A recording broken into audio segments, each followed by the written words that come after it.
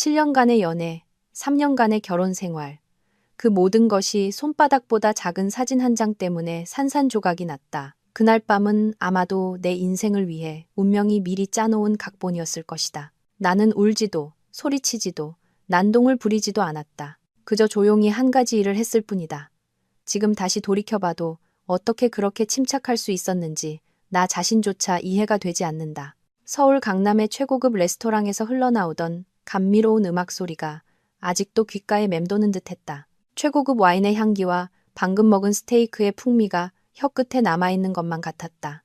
나는 조수석에 앉아 차창에 머리를 살며시 기댄 채 혜성처럼 스쳐 지나가는 가로등 불빛들을 바라보았다. 내 옆에는 내 목숨과도 같이 사랑했던 남편 황민준이 운전대를 잡고 있었다. 그의 한 손은 핸들 위에, 다른 한 손은 내 손을 부드럽게 감싸 깍지를 끼고 있었다. 그의 손에서 전해져 오는 온기는 익숙하고도 더없이 든든했다. 피곤해? 그가 고개를 돌려 물었다. 그의 목소리는 언제나처럼 나지막하고 다정했다. 오늘 정말 예뻤어, 지혜야. 나는 마음 깊은 곳에서 우러나오는 만족스러운 미소를 지었다. 너무 행복해. 모든 게 고마워, 여보. 정말 최고의 결혼 3주년이었어. 그건 거짓말이 아니었다. 모든 것이 완벽했다. 그는 내가 아주 좋아하는 레스토랑을 비밀리에 예약했고 내가 그토록 갖고 싶어 하던 선물과 함께 붉은 에콰도르 장미 한 다발을 준비했다. 내가 무심코 한번 언급했을 뿐인 한정판 시계였다. 그의 아내로 산 3년, 그의 곁에 있었던 7년. 단 한순간도 후회한 적이 없었다. 28살의 나, 안지혜는 아버지의 천안제약을 물려받아 성공적으로 발전시키며 성공적인 커리어를 쌓고 있었다. 재능 있고 나를 지극정성으로 사랑해주는 남편까지 나는 내가 이 세상에서 가장 행복한 여자라고 생각했다. 차가 우리가 사는 강남의 고급 주상복합 아파트 지하 주차장에 도착했다. 민주는 차를 돌아서 내 쪽 문을 열어주었다. 그가 단 한 번도 잊은 적 없는 신사적인 행동이었다. 그는 내 이마에 가볍게 입을 맞췄다. 먼저 올라가 있어. 거래처에서 전화가 와서 차에서 잠깐 통화 좀 하고 올라갈게. 알겠어요. 너무 늦게까지 일하지는 마요. 나는 까치발을 들어 그의 뺨에 가볍게 입을 맞추고는 엘리베이터로 향했다. 우리 집은 도시의 야경이 한눈에 들어오는 25층에 있었다. 시간제 가사도우미 덕분에 집안은 언제나처럼 깔끔하게 정돈되어 있었다. 나는 꽃다발을 화병에 꽂고 하이힐을 벗었다. 긴 하루의 피로가 몰려오기 시작했다. 샤워를 하려다 문득 목이 말랐다. 민준이 늘 앉는 소파를 지나치는데 테이블 위에 놓인 그의 가죽 지갑이 눈에 들어왔다. 급하게 전화를 받느라 깜빡 잊고 두고 간 모양이었다. 나는 그의 지갑을 집어들어 서랍에 넣어주려 했다. 이 지갑 역시 작년 그의 생일에 내가 선물한 것이었다. 문득 한 가지 생각이 머리를 스쳤다. 나는 남편의 지갑 속에 무엇이 들어있는지 한 번이라도 본 적이 있었던가? 단 한 번도 없었다. 나는 그를 절대적으로 믿었다. 결혼 생활에서 서로의 사적인 공간을 존중하는 것은 필수라고 생각했다. 하지만 오늘따라 왠지 모를 유치한 호기심이 고개를 들었다. 어쩌면 약간의 와인 기운 때문이었을까? 아니면 여자의 직감이었을까? 나는 내 생각에 실소를 터뜨렸다. 그의 지갑 안에는 뻔했다. 돈, 신용카드, 신분증, 그리고 어쩌면 내 증명사진 한 장 정도가 전부일 것이다. 나는 소파에 앉아 천천히 지갑을 열었다. 예상대로였다. 첫 번째 칸에는 플래티넘 등급의 신용카드 몇 장이 꽂혀 있었다. 다음 칸에는 현금 다발이 들어 있었다. 서류를 넣는 칸으로 넘겼다. 주민등록증, 운전면허증, 그리고 천안제약 사원증. 그리고 그 순간 내 심장이 쿵 하고 내려앉았다. 운전면허증 뒤에 아주 깊숙이 숨겨져 있던 작은 사진 한 장. 하지만 그건 내 사진이 아니었다. 온몸이 그대로 얼어붙는 것 같았다. 즉석에서 인화되는 폴라로이드 사진은 특유의 복고풍 색감을 띠고 있었다. 사진 속 황민주는 낯선 호텔 방 안에 있었다. 그는 상의를 벗은 채 내가 늘 자랑스러워하던 탄탄한 몸을 드러내고 있었다. 그는 웃고 있었다. 더없이 환하고 행복한 미소였다. 그리고 그의 품에, 그의 맨 가슴에 머리를 기댄 채 한 여자가 있었다. 그 여자 역시 웃고 있었다. 소유욕이 가득 담긴 요염한 미소였다. 그녀는 얇은 슬립 차림이었고 긴 머리카락은 내 남편의 어깨 위로 흩날리고 있었다. 그리고 그 얼굴, 내가 결코 착각할 수 없는 그 얼굴. 나의 가장 친한 친구 박민서였다. 주변의 모든 것이 산산조각 나는 듯했다. 거실에 희미하게 흐르던 음악 소리도 더는 들리지 않았다. 눈앞에 모든 것이 흐릿해졌고 오직 그 두 사람의 미소만이 비수처럼 날아와 심장에 깊숙이 박혔다. 박민서, 힘들었던 대학 시절을 함께 견뎌낸 친구. 내가 너무나도 신뢰한 나머지 우리 회사의 연구개발팀장으로 직접 영입했던 사람. 온갖 기쁨과 슬픔, 심지어 우리 부부의 가장 은밀한 비밀까지 털어놓던 단 한 사람이었다. 가슴에 격렬한 통증이 밀려왔고 역겨움이 목구멍까지 차올랐다. 나는 두 손으로 입을 틀어막고 흐느낌 소리가 새어나오지 않도록 필사적으로 노력했다. 왜 하필 그 두 사람이란 말인가? 내가 가장 사랑하는 남편과 내가 가장 믿었던 친구. 그들은 언제부터 함께였을까? 내 등 뒤에서 무슨 짓을 저질렀을까? 민준의 잦은 출장, 일이 바빠서 같이 놀 수 없다고 했던 민서의 핑계들, 흩어져 있던 모든 조각들이 순식간에 하나로 꿰어 맞춰지며 역겹고 끔찍한 배신의 그림을 완성했다. 나는 다시 사진을 보았다. 그들은 정말 행복해 보였다. 정말 잘 어울리는 한 쌍이었다. 그녀 옆에 있을 때 민준의 미소는 내가 아주 오랫동안 보지 못했던 종류의 미소였다. 나를 향한 그의 사랑은 이미 오래전에 죽어버리고 위선만이 남았던 걸까? 그리고 그들의 눈에 비친 나는 그저 그들의 지위와 돈을 위한 발판이 되어준 불쌍하고 어리석은 여자였을 뿐일까? 뜨거운 눈물 한 방울이 뺨을 타고 흘러내렸다. 그리고 두 방울, 세 방울. 하지만 그게 전부였다. 극심한 충격과 고통은 순식간에 지나가고 그 자리를 온몸을 잠식하는 섬뜩한 냉기가 대신했다. 나는 소리를 지르지도 물건을 부수지도 않았다. 그저 그 자리에 앉아 조용히 사진을 응시할 뿐이었다. 아주 오랫동안, 아주 자세히. 그 두 사람의 진짜 얼굴을 뼛속까지 새겨 넣으려는 듯이. 나는 더 이상 울지 않았다. 지금 이 순간, 눈물은 가장 사치스럽고 쓸모없는 것이었다. 나는 침착하게 휴대폰을 꺼내 여러 각도에서 사진을 찍었다. 최대한 선명하게 나오도록. 그런 다음 사진을 원래 있던 자리에 조심스럽게 다시 집어넣고 지갑을 테이블 위 원래 위치에 돌려놓았다. 조금의 오차도 없이 나는 일어나 욕실로 들어가 욕조에 차가운 물을 가득 받았다. 그리고 그 안에 몸을 담갔다. 뼛속까지 파고드는 냉기가 이상하리만치 머리를 맑게 해주었다. 난투극? 소란? 그래봐야 돌아오는 건 가식적인 사과와 공허한 약속뿐일 것이다. 그리고 그들은 더 조심스럽게, 더 은밀하게 만남을 이어가겠지. 아니, 이 안지에는 그런 어리석은 짓은 하지 않는다.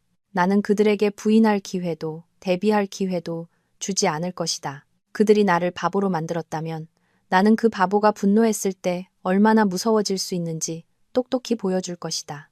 나는 욕조에서 나와 몸을 닦았다. 거울을 보았다. 거울 속 여자는 눈가가 붉게 충혈되었지만 그 눈빛은 칼날처럼 차갑고 날카로웠다. 나는 바로 이혼하지 않을 것이다. 그들이 그렇게 쉽게 목적을 달성하게 두지는 않을 것이다. 나는 그들이 대가를 치르게 할 것이다. 아주 비싼 대가. 평생 잊을 수 없는 그런 대가를. 나는 거실로 돌아와 내 차키를 집어들었다. 새벽 1시가 다 되어가는 시간이었지만 밖에는 아직 문을 연 곳이 있었다. 24시간 운영하는 디지털 인쇄소였다. 내일 아침 동이 트고 황민준과 박민서가 여전히 기만으로 얻은 아름다운 미래를 꿈꾸고 있을 때 그들은 깜짝 선물을 받게 될 것이다. 내일 아침 천안제약에는 갑작스러운 소나기가 쏟아질 것이다. 물로 된 소나기가 아니라 가장 잔인하고 치욕스러운 진실로 이루어진 소나기가. 나의 이야기는 이제 막 시작되었을 뿐이다. 내 차는 밤의 어둠을 가르며 질주했다. 한때 나의 보금자리라고 믿었던 고급 아파트를 뒤로 한 채. 깊은 밤의 도시는 한적했고 가로등 불빛이 차창에 얼룩지며 미처 마르지 못한 눈물 자국처럼 번졌다. 하지만 나는 울지 않았다. 내 심장은 이미 차갑게 식어 얼음장처럼 굳어버렸다. 머릿속에는 오직 단 하나의 목표만이 선명하고 냉철하게 자리 잡고 있었다. 디지털 인쇄소는 작은 골목 안에 위치해 24시간 불을 밝히고 있었다. 안으로 들어서자 잉크 냄새와 기계 돌아가는 소리가 무미건조하게 공간을 채웠다. 새벽 2시가 가까운 시간에 말끔하게 차려입은 여자가 나타나자 잠에 취해 있던 젊은 직원은 조금 놀란 눈치였다. 무엇을 인쇄해드릴까요? 나는 긴 말 없이 그에게 휴대폰을 건넸다. 내가 찍어둔 사진이 화면에 선명하게 떠올랐다. 내 남편과 내 친구의 행복한 얼굴. 이 사진으로요.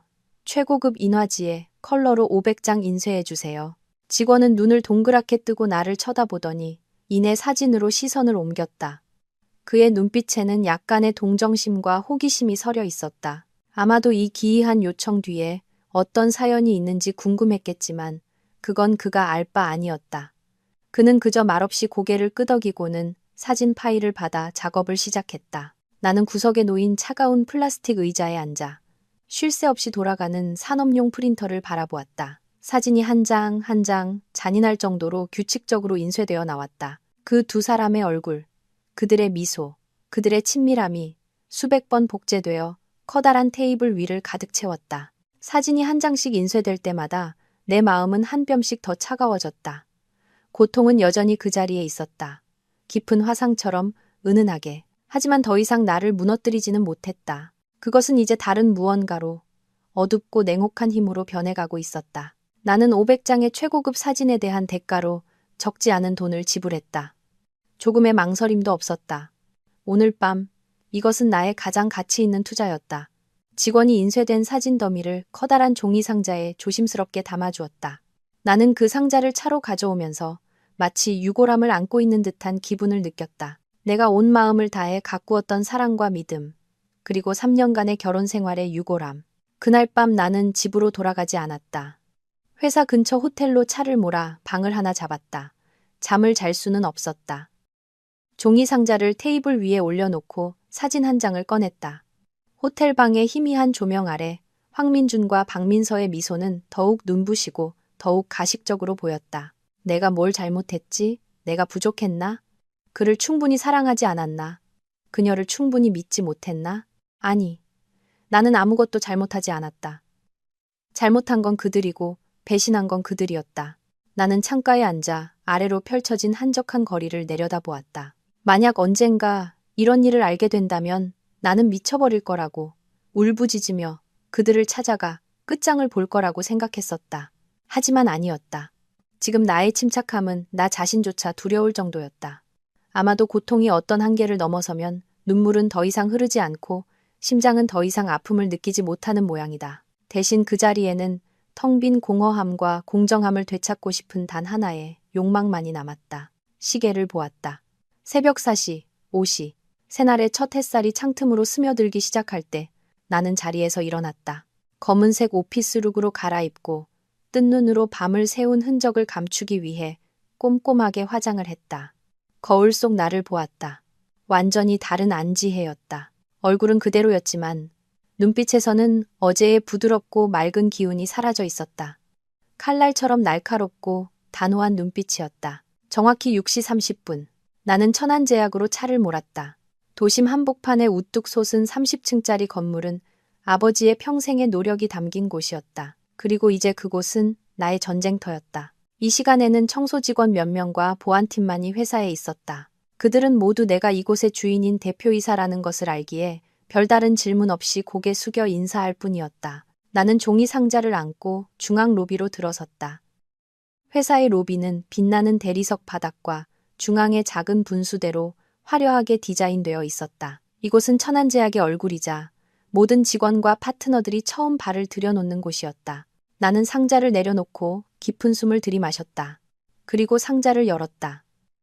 나는 사진을 던지거나 내려놓지 않았다. 두 손으로 사진 더미를 가득 움켜쥔 채 건물의 중앙 천장 아래에서 힘껏 공중으로 흩뿌렸다. 수백 장의 사진들이 독을 품은 나비처럼 빙글빙글 돌며 부드럽게 내려앉았다. 사진들은 사방으로 흩날려 대리석 바닥을 뒤덮고 분수대 안으로 떨어졌으며 가죽으로 된 대기용 소파 위에도 내려앉았다. 거대한 중앙 로비는 순식간에 배신의 전시회장으로 변해버렸다. 나는 그 사진의 비 한가운데 서서 나의 작품을 조용히 감상했다. 황민준과 박민서의 얼굴이 이 화려한 공간 곳곳에서 뻔뻔스럽게 미소 짓고 있었다. 등골을 타고 차가운 희열이 흘렀다. 이건 단지 서막에 불과했다. 일을 마친 나는 미련 없이 자리를 떴다. 태연하게 임원 전용 엘리베이터에 올라타 맨 꼭대기층에 있는 내 사무실로 직행했다. 내 사무실은 거대한 통유리 벽으로 되어 있어 중앙 로비가 한눈에 내려다 보였다. 이곳은 나만의 요새였고 누구에게도 들키지 않고 모든 것을 관찰할 수 있는 곳이었다. 나는 설탕 없는 블랙커피를 한 잔 내리고 창가에 서서 기다렸다. 7시 30분. 직원들이 출근하기 시작했다. 로비에 처음 들어선 사람은 앳된 인턴 사원이었다. 그녀는 눈앞의 광경에 눈을 동그랗게 뜨고 얼어붙었다. 그녀는 허리를 숙여 사진 한 장을 주워 들었고 나는 그녀의 얼굴색이 변하는 것을 보았다. 그녀는 뜨거운 것이라도 만진 듯 황급히 사진을 놓아버렸다. 그리고 두 번째, 세 번째 사람이 들어섰다. 처음의 놀라움은 금세 웅성거리는 수군거림으로 바뀌었다. 사람들이 점점 모여들었다. 그들은 사진을 주워보고 손가락질하며 서로에게 속삭였다.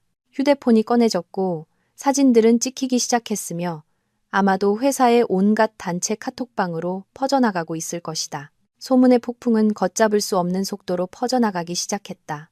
영업본부장과 연구개발팀장, 회사 전체에 귀감이 되던 재능 있고 품위 있는 두 사람이 존경받는 여성 대표의 등 뒤에서 부적절한 관계를 맺고 있었다니 연극은 점점 흥미진진해지고 있었다. 나는 커피를 한 모금 마셨다. 씁쓸한 맛이 입안에 퍼졌다. 나는 여전히 기다리고 있었다. 나의 두 주연 배우가 등장하기를. 그리고 마침내 보였다. 황민준의 익숙한 검은색 벤츠가 VIP 주차 공간으로 들어서는 것이. 차 문이 열리고 그는 언제나처럼 세련된 정장 차림으로 위풍당당하게 내렸다. 하지만 바로 그 뒤 하얀색 마즈다 한 대가 나란히 멈춰섰다. 박민서가 그 차에서 내렸다. 오늘 그녀는 몸에 꼭 끼는 붉은색 원피스를 입어 무척이나 매혹적으로 보였다. 그들은 함께 출근한 것이었다. 그들은 주차장에서 몇 마디 대화를 나누며 즐겁게 웃었다. 불과 몇 걸음 앞에서 어떤 폭풍이 자신들을 기다리고 있는지 전혀 알지 못한 채 그들은 나란히 정문을 향해 걸어왔다. 나의 연극은 가장 명예로운 관객들을 맞이할 준비를 마쳤고 나는 저 문을 통과한 후 그들이 어떤 연기를 계속할지 몹시 궁금했다. 30층 사무실, 강화유리 너머로 나는 그들의 모든 몸짓을 선명하게 볼 수 있었다. 황민준과 박민서는 나란히 걸었다. 그들은 평범한 동료처럼 보일 만큼 적당한 거리를 유지했다. 하지만 이따금씩 서로에게 던지는 눈빛에는 은밀한 사랑에 취한 자들만이 가질 수 있는 의미심장한 기류가 흘렀다. 그들은 여전히 웃고 있었다. 사랑과 경력, 모든 것을 손에 쥔 자들의 만족스러운 미소. 나의 실내 위에 세워진 그들의 경력을 중앙 로비의 자동 유리문이 양옆으로 스르르 열리는 순간 그들의 입가에 걸려있던 미소가 그대로 얼어붙었다. 나는 황민준이 순간 멈칫하는 것을 보았다. 그의 눈은 커졌고 시선은 로비 전체를 빠르게 훑었다. 놀라움은 곧 당혹감으로 그리고 극도의 혼란으로 바뀌었다. 박민서의 얼굴은 붉게 달아올랐다가 새하얗게 질렸다. 그녀는 반사적으로 한 걸음 물러서며 손으로 입을 막았고 눈동자는 출구를 찾는 듯 쉴 새 없이 흔들렸다. 직원들의 웅성거림은 순식간에 뚜섰다. 이제 모든 시선은 방금 등장한 두 주인공에게 쏠렸다. 공기는 숨 막힐 듯 무겁게 가라앉았다. 나는 그들의 심장이 지금쯤 가슴속에서 미친 듯이 뛰고 있을 거라고 상상했다. 평소의 자신감과 위험 있는 모습은 온데간데 없이 사라지고 수백 개의 눈앞에 발가벗겨진 당혹감과 치욕만이 남았다. 황민준이 먼저 정신을 차렸다. 과연 영업본부장다웠다. 위기 대처 능력이 아주 빨랐다. 그는 도망치거나 소리치지 않았다. 대신 앞으로 달려나가 바닥에 흩뿌려진 사진들을 허둥지둥 줍기 시작했다. 그는 미친 듯이 사진들을 주워 품에 쓸어 담았다. 마치 그렇게 하면 진실을 감출 수 있다는 듯이. 몇 초간 얼어붙어 있던 박민서도 상황을 파악하고 황급히 달려가 그를 도왔다. 회사의 높으신 두 분이 이제는 전 직원이 지켜보는 가운데 중앙 로비에서 허리를 숙이고 자신들의 죄를 증명하는 증거 조각들을 주워 담고 있었다. 참으로 아이러니하고 비참한 광경이었다. 누가 이런 짓을 한 거야? 황민준이 으르렁거리는 소리가 들렸다. 그의 목소리는 더 이상 나지막하지 않고 분노와 두려움에 갈라져 있었다. 아무도 대답하지 않았다. 사람들은 그저 지켜볼 뿐이었다. 어떤 이는 민망한 듯 고개를 돌렸고 어떤 이는 통쾌하다는 듯 휴대폰을 꺼내 무언가를 누르는 척하며 몰래 동영상을 찍고 있었다. 나는 몇 분 안에 이 멋진 연극이 사내 게시판과 메신저를 통해 퍼져나갈 것을 알았다. 그들은 모든 사진을 주울 수 없었다. 사진은 곳곳에 있었고 몇 장은 심지어 분수대 안에서 둥둥 떠다니고 있었다. 박민서는 더 이상 견딜 수 없는 듯 바닥에 주저앉아 두 손으로 얼굴을 감싸고 흐느껴 울기 시작했다. 뒤늦고 가식적인 눈물이었다. 황민주는 그녀를 보다가 주위를 둘러싼 군중을 보았다. 그의 눈빛에 결단력이 스쳤다. 그는 박민서를 거칠게 일으켜 세우고 그녀의 귀에 대고 무언가 작게 속삭였다. 아마도 다음 연기를 어떻게 할지 지시하고 있는 것이리라. 그리고 그는 고개를 들어 군중을 똑바로 쳐다보며 애써 평정을 되찾으려는 목소리로 말했다. 여러분, 모두 진정하십시오. 이건 오해입니다. 누군가 우리를 음해하고 회사의 명예를 실추시키려는 것입니다. 모든 분들은 즉시 업무 위치로 복귀해 주시기 바랍니다. 이 일에 대한 언급이나 사진 유포를 금지합니다. 위반 시에는 엄격한 징계 조치를 취하겠습니다. 그의 말은 여전히 무게가 있었다. 직원들은 호기심 어린 눈빛과 속삭임을 멈추지는 않았지만 하나둘씩 흩어지기 시작했다. 바로 그때 나는 내가 등장할 시간이 되었음을 결정했다. 임원 전용 엘리베이터 문이 천천히 열렸다. 나는 여전히 검은색 원피스 차림으로 아무런 감정 없는 얼굴로 걸어 나왔다. 나의 등장은 로비의 모든 움직임을 다시 한번 멈추게 했다. 황민준과 박민서를 포함한 모든 사람들이 나를 돌아보았다. 찰나의 순간 나와 황민준의 시선이 마주쳤다. 그의 눈에서 나는 극도의 공포와 죄책감, 그리고 한 줄기 애원을 보았다. 그는 입술을 달싹이며 무언가 말하려 했지만 소리는 나오지 않았다. 나는 그를 보지 않았다. 박민서도 보지 않았다. 나는 그저 천천히 앞으로 걸어가며 바닥에 여전히 흩어져 있는 사진들을 스쳐 지나갔다. 허리를 숙여 사진 한 장을 주워 들었다. 사진은 아주 선명하고 아름답게 찍혀 있었다. 나는 그것을 한참 동안 바라보다가 고개를 들어 황민준을 보았다. 이게 어떻게 된 거예요? 내 목소리는 가냘프게 떨렸다. 어떻게라는 두 글자는 금방이라도 부서질 듯 연약하게 들렸다. 그리고 나는 아무도 예상치 못한 행동을 했다. 나는 천천히 무릎을 꿇었다. 사진이 내 손에서 떨어졌다. 내 온몸이 힘없이 앞으로 쓰러졌다. 지혜야. 황민준의 처절한 비명이 울려 퍼졌다. 그는 내가 차가운 대리석 바닥에 쓰러지기 직전에 달려와 간신히 나를 부축했다. 그는 나를 품에 안고 진짜 공포에 질린 채 내 이름을 부르며 흔들었다. 지혜야, 정신 차려. 나 무섭게 하지 마. 나는 눈을 꼭 감고 그의 품 안에서 몸의 모든 힘을 뺐다. 나의 연극은 끔찍한 진실을 마주하고 충격으로 쓰러진 비련의 아내 역할로 공식적인 막을 올렸다. 군중은 다시 한번 웅성거렸다. 이번에는 걱정스러운 외침이었다. 대표님 쓰러지셨다. 빨리 구급차 불러. 황민주는 나를 번쩍 안아들었다. 두려움의 힘은 그를 재빠르게 만들었다. 그는 구급차를 부르지 않았다. 구급차가 오면 일이 더 커질 것을 알았기 때문이다. 그는 나를 안고 임원 전용 엘리베이터로 달려가며 군중을 향해 소리쳤다. 모두 비켜요. 내가 대표님을 휴게실로 모실 테니. 박민서는 그 자리에 얼어붙은 채 우리를 바라보고 있었다. 그녀의 얼굴은 죄책감과 두려움으로 새하얗게 질려 있었다. 어쩌면 그녀의 마음속 깊은 곳에는 나에 대한 친구로서의 일말의 정이 남아 있었을지도 모른다. 아니면 그저 자신의 미래에 대한 두려움 때문이었을까. 나는 황민준의 품에 안겨 미친 듯이 뛰는 그의 심장 박동을 느꼈다. 나는 살짝 눈을 떠 아주 가까이 있는 그의 얼굴을 보았다. 걱정으로 일그러진 얼굴. 그는 나를 걱정하는 걸까? 아니면 그의 경력을 걱정하는 걸까? 엘리베이터 안에서 그는 계속 내 이름을 부르며 뺨을 가볍게 두드렸다. 지혜야, 정신 좀 차려봐, 제발. 네가 생각하는 그런 거 아니야. 나는 계속 눈을 감고 있었다. 단둘이 남았을 때 그가 자신의 연극을 어떻게 이어갈지 보고 싶었다. 30층에서 엘리베이터 문이 열렸다. 그는 나를 안고 복도를 지나 내 사무실 문을 활짝 열고 나를 긴 소파 위에 부드럽게 눕혔다. 나는 진짜 대질신문, 극중의 극이 곧 시작될 것을 알았고 내 인생 최고의 연기를 펼칠 준비가 되어 있었다. 익숙한 소파에 부드럽게 눕혀지는 감촉이 느껴졌다. 고급 가죽의 냄새와 공기 중에 은은하게 퍼진 레몬그라스 아로마 오일 향기. 편안한 업무 공간을 위해 내가 직접 고른 것들이었지만 지금은 숨막힐 듯 답답하게 느껴졌다. 나는 여전히 눈을 꼭 감은 채 충격에서 막 깨어난 여인의 역할을 완벽하게 소화하기 위해 속눈썹을 가늘게 떨었다. 황민준의 분주한 발소리와 컵이 부딪히는 달그락거리는 소리가 들렸다. 잠시 후 시원한 물수건이 내 이마 위에 부드럽게 놓였다. 지혜야, 정신이 좀 들어? 따뜻한 물 좀 마셔봐. 그의 목소리가 귓가에 울렸다. 걱정과 죄책감이 가득 담겨 있었다. 나는 천천히 눈을 떴다. 초점 없는 몽롱한 시선으로. 나는 그를 보다가 마치 방금 일어난 일을 파악하지 못하는 사람처럼 방 안을 둘러보았다. 민준 씨. 무슨 일이에요? 무슨 일이 있었던 거죠? 아무것도 기억이 안 나요. 황민주는 안도의 한숨을 내쉬었다. 아마도 그는 충격 때문에 내가 일시적으로 모든 것을 잊었다고 생각하는 모양이었다. 그는 서둘러 나를 일으켜 앉히고 내 입술에 물컵을 가져다 주었다. 아무 일도 아니야. 당신이 저혈압 때문에 잠깐 쓰러졌던 거야. 요즘 너무 무리해서 그래. 그는 진실을 덮으려고 애쓰고 있었다. 뻔뻔한 거짓말이었다. 나는 물을 한 모금 마셨다.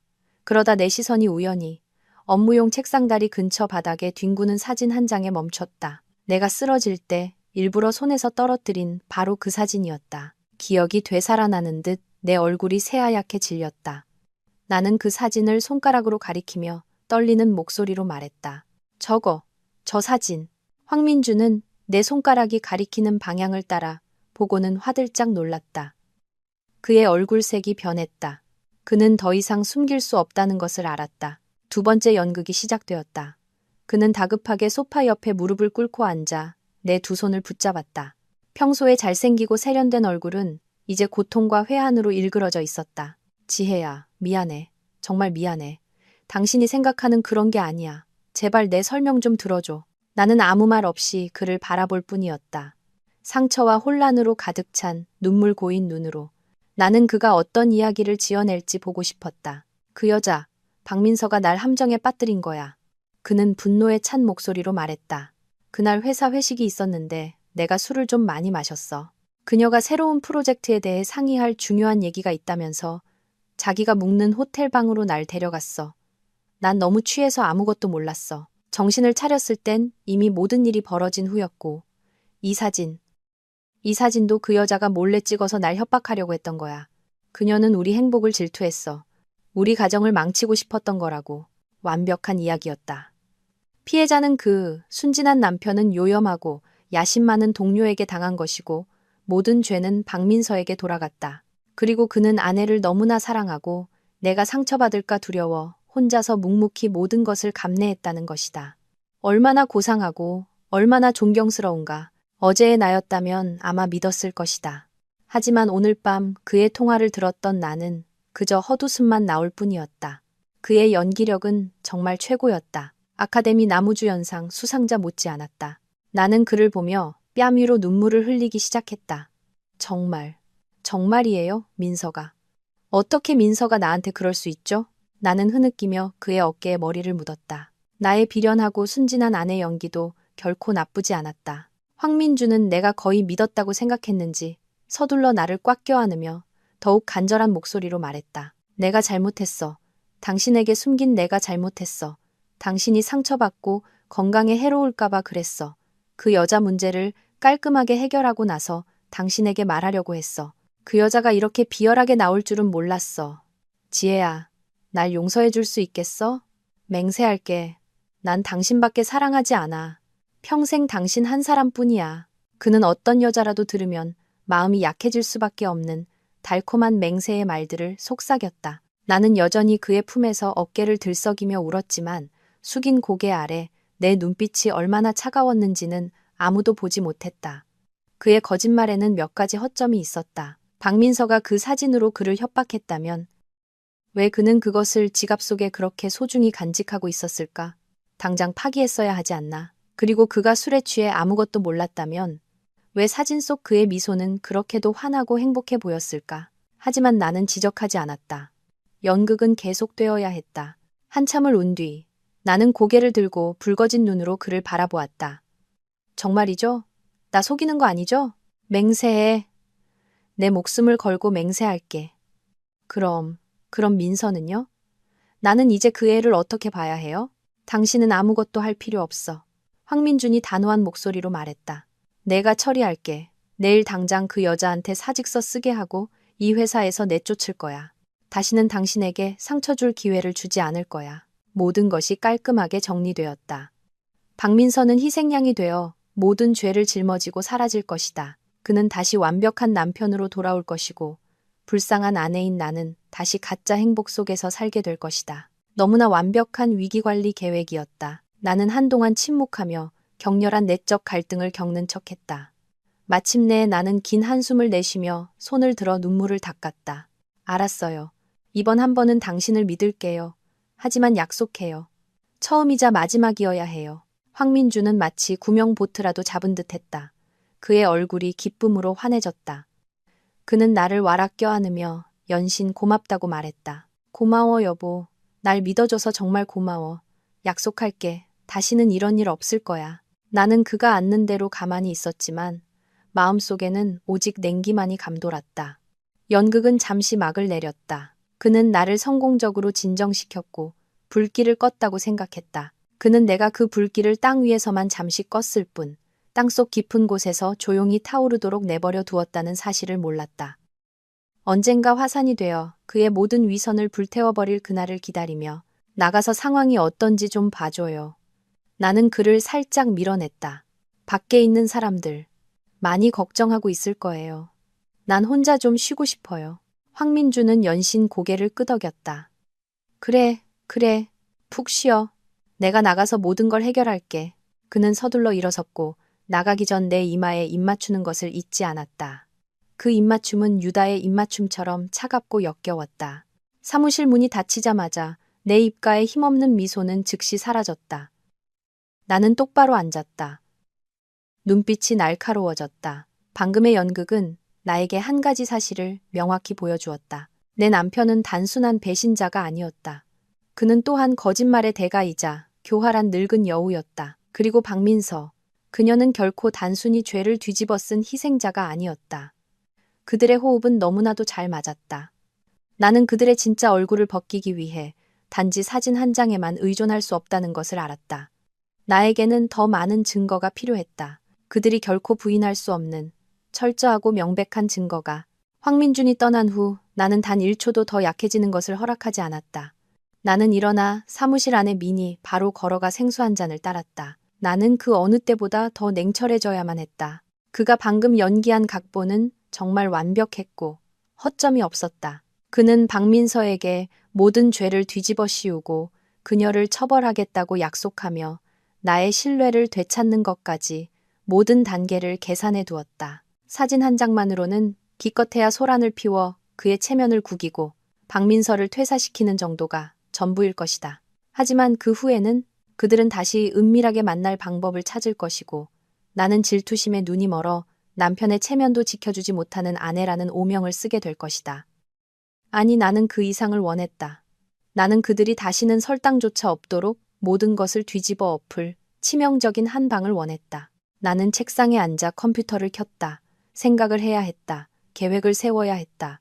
황민준과 박민서는 바보가 아니었다. 그들은 똑똑하고 교활하며 매우 신중했다. 그들의 현장을 잡기 위해 나는 성급하게 행동할 수 없었다. 나는 인내심을 갖고 아주 정교한 덫을 놓아 먹잇감이 스스로 걸어 들어오기를 기다려야 했다. 나는 그가 한 말을 떠올렸다. 그는 박민서를 처리하고 그녀를 퇴사시키겠다고 했다. 그가 정말 그렇게 할까? 아니면 그것도 연극의 일부일까? 만약 그가 정말 그렇게 한다면 그는 자신을 보호하기 위해 졸 하나를 희생할 준비가 되어 있다는 뜻이다. 하지만 그들에게 더 큰 음모가 있다면 그들은 결코 쉽게 연락을 끊지 않을 것이다. 그렇다면 그들은 대책을 논의하기 위해 서로 연락할 방법을 찾을 것이다. 그리고 그것이 바로 그들의 약점이었다. 한 가지 생각이 머리를 스쳤다. 나는 내가 없을 때 그들이 서로 무슨 말을 하는지 들어야만 했다. 카메라? 너무 위험했다. 황민주는 눈치가 빨라서 금방 알아챌 것이다. 아주 작고 아주 자연스러워서 그가 절대로 의심하지 않을 무언가여야 했다. 내 시선이 책상 위 선물 상자에 멈췄다. 어젯밤 그가 나에게 선물한 비싼 시계였다. 선물. 맞다. 그것이 바로 열쇠였다. 나도 그에게 선물을 되돌려줄 것이다. 아주 특별한 선물을. 나는 웹브라우저를 열어 검색을 시작했다. 검색창에 초소형 녹음기, 위장형 녹음펜과 같은 키워드를 입력했다. 수많은 결과가 나타났다. 당시 기술이 지금처럼 발달하지는 않았지만 이미 매우 정교한 장비들이 있었다. 나는 수십 개의 웹사이트를 훑어보며 기능, 디자인, 보안성을 비교했다. 마침내 한 제품에 시선이 멈췄다. 황민준이 아주 좋아하는 브랜드인 몽블랑 만년필이었다. 외관은 평범한 명품 펜과 다를 바 없이 고급스럽고 세련되었지만 내부에는 초소형 녹음칩이 내장되어 있었다. 메모리는 72시간 연속 녹음이 가능했고 음질도 매우 뛰어났다. 완벽했다. 바로 내가 찾던 것이었다. 나는 즉시 보안 장비 전문 업체인 공급 업체에 연락했다. 나는 탐사 보도를 위해 장비가 필요한 기자라고 거짓말을 하고 최대한 은밀하게 배송해 줄 것을 요청했다. 그리고 바로 오늘 오전에 내 요구가 확실히 이행되도록 상당한 추가 비용을 지불하는 것도 망설이지 않았다. 모든 일이 순조롭게 진행되었다. 정오 무렵 택배 기사 복장을 한 배송원이 꼼꼼하게 포장된 상자를 가져다 주었다. 안에는 반짝이는 몽블랑 펜과 상세한 사용 설명서가 들어 있었다. 나는 설명서를 꼼꼼히 읽고 녹음을 켜고 끄는 법과 데이터를 복사하는 법을 익혔다. 펜의 끝부분을 살짝 돌리기만 하면 되는 아주 간단한 조작이었다. 나는 배터리를 완전히 충전하고 나의 다음 연극을 위해 만반의 준비를 마쳤다. 그날 오후 나는 황민준에게 전화를 걸었다. 내 목소리는 여전히 힘이 없고 약간 삐친 듯한 투였다.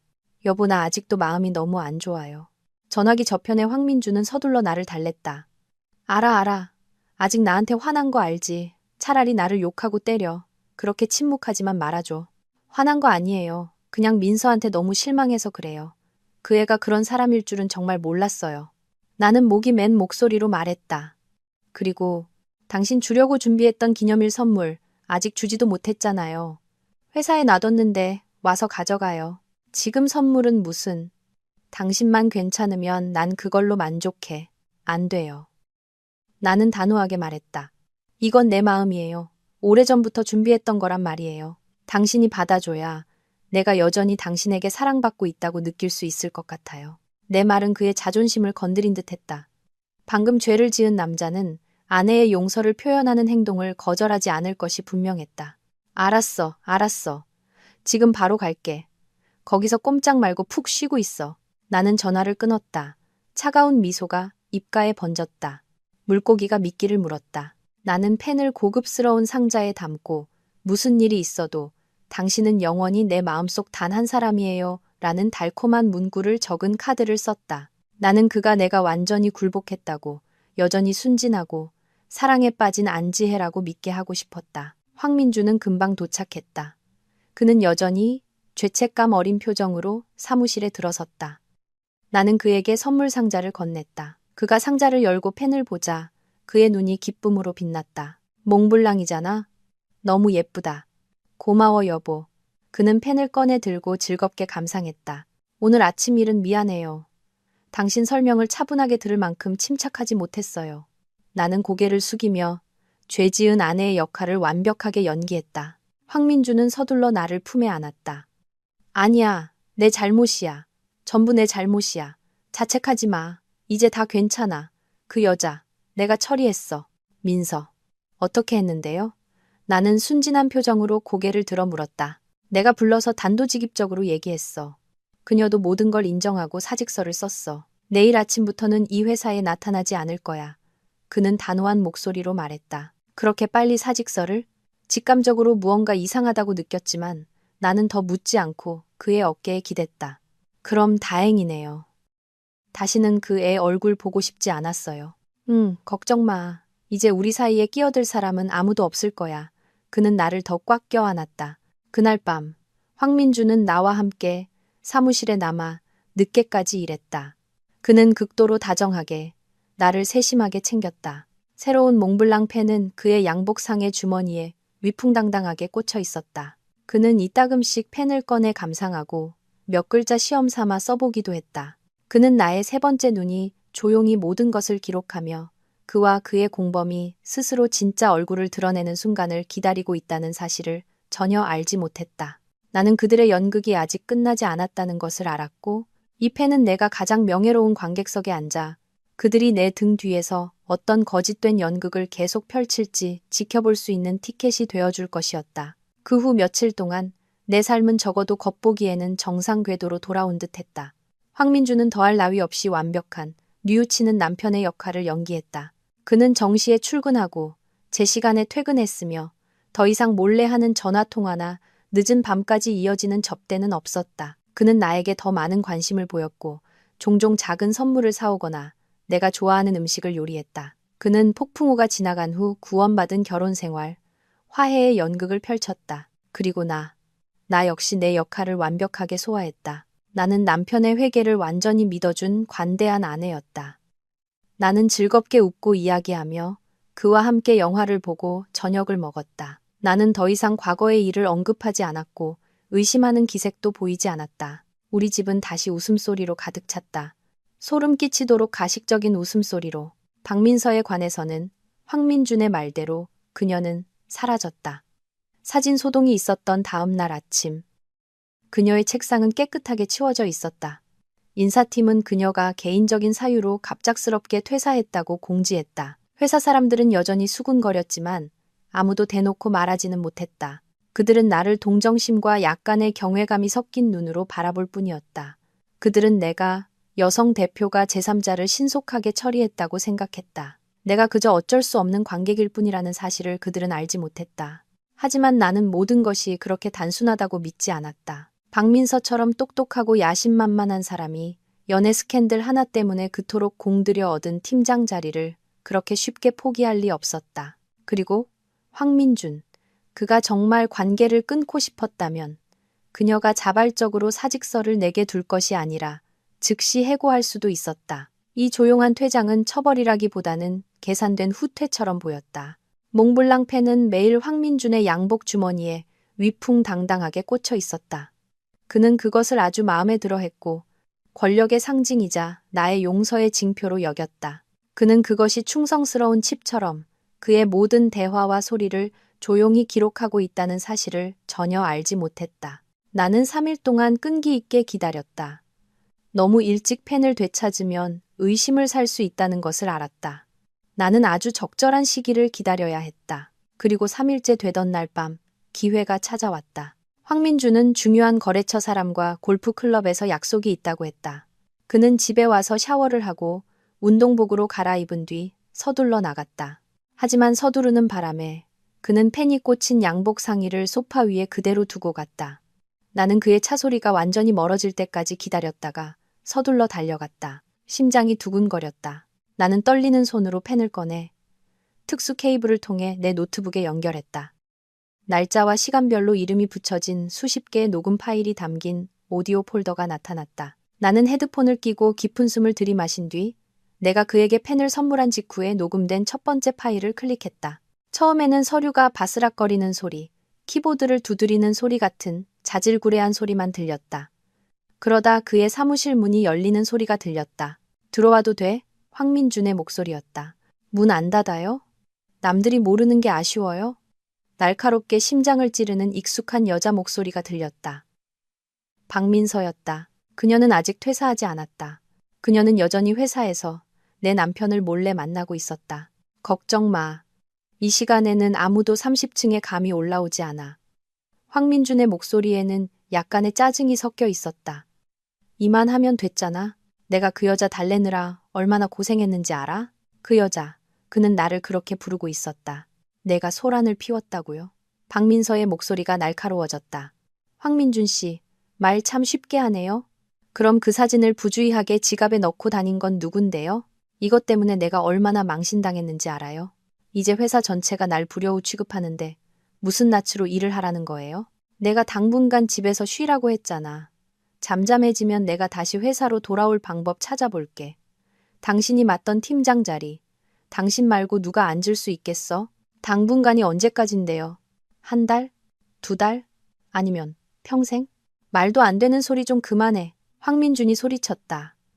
우리의 큰 계획이 거의 성공 직전인데 이런 사소한 일 때문에 포기할 셈이야?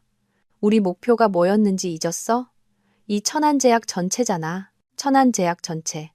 귀가 멍해졌다. 그렇다면 그 사진은 단순한 불륜의 증거가 아니었다. 그것은 훨씬 더 거대한 음모를 우연히 드러낸 것이었다. 그들은 단지 감정적으로 나를 기만하려던 것이 아니었다. 그들은 아버지의 평생의 노력이 담긴 회사까지 빼앗으려 했던 것이다. 나는 떨리는 손으로 계속 파일을 들었다. 당연히 기억하죠. 박민서의 목소리가 부드러워졌다. 설득당한 듯 했다. 하지만 당신 와이프, 당신 생각만큼 바보 아니에요. 벌써 의심하기 시작했을까봐 겁나요. 의심은 무슨. 황민준이 자신감과 경멸이 가득 담긴 냉소를 터뜨렸다. 그 여자가 날 얼마나 사랑하는지 당신은 몰라. 내가 자세 좀 낮추고 달래주면서 악어의 눈물 몇 방울 흘려주면 금방 또 홀딱 넘어온다고. 나한테 눈이 멀어서 자기 재산 전부를 의심 하나 없이 나한테 넘겨줄 수 있는 여자야. 사랑에 빠진 약해 빠진 여자. 바로 그렇기 때문에 우리한테 기회가 있는 거고, 약해 빠진 여자, 사랑에 빠진 여자. 그가 나에 대해, 내가 그에게 바쳤던 사랑에 대해 생각하는 것이 바로 그것이었다. 그래서 다음 계획은 뭐예요? 박민서가 물었다. 난 계속 뉘우치는 남편 역할을 할 거야. 동시에 회사 사정이 어렵다.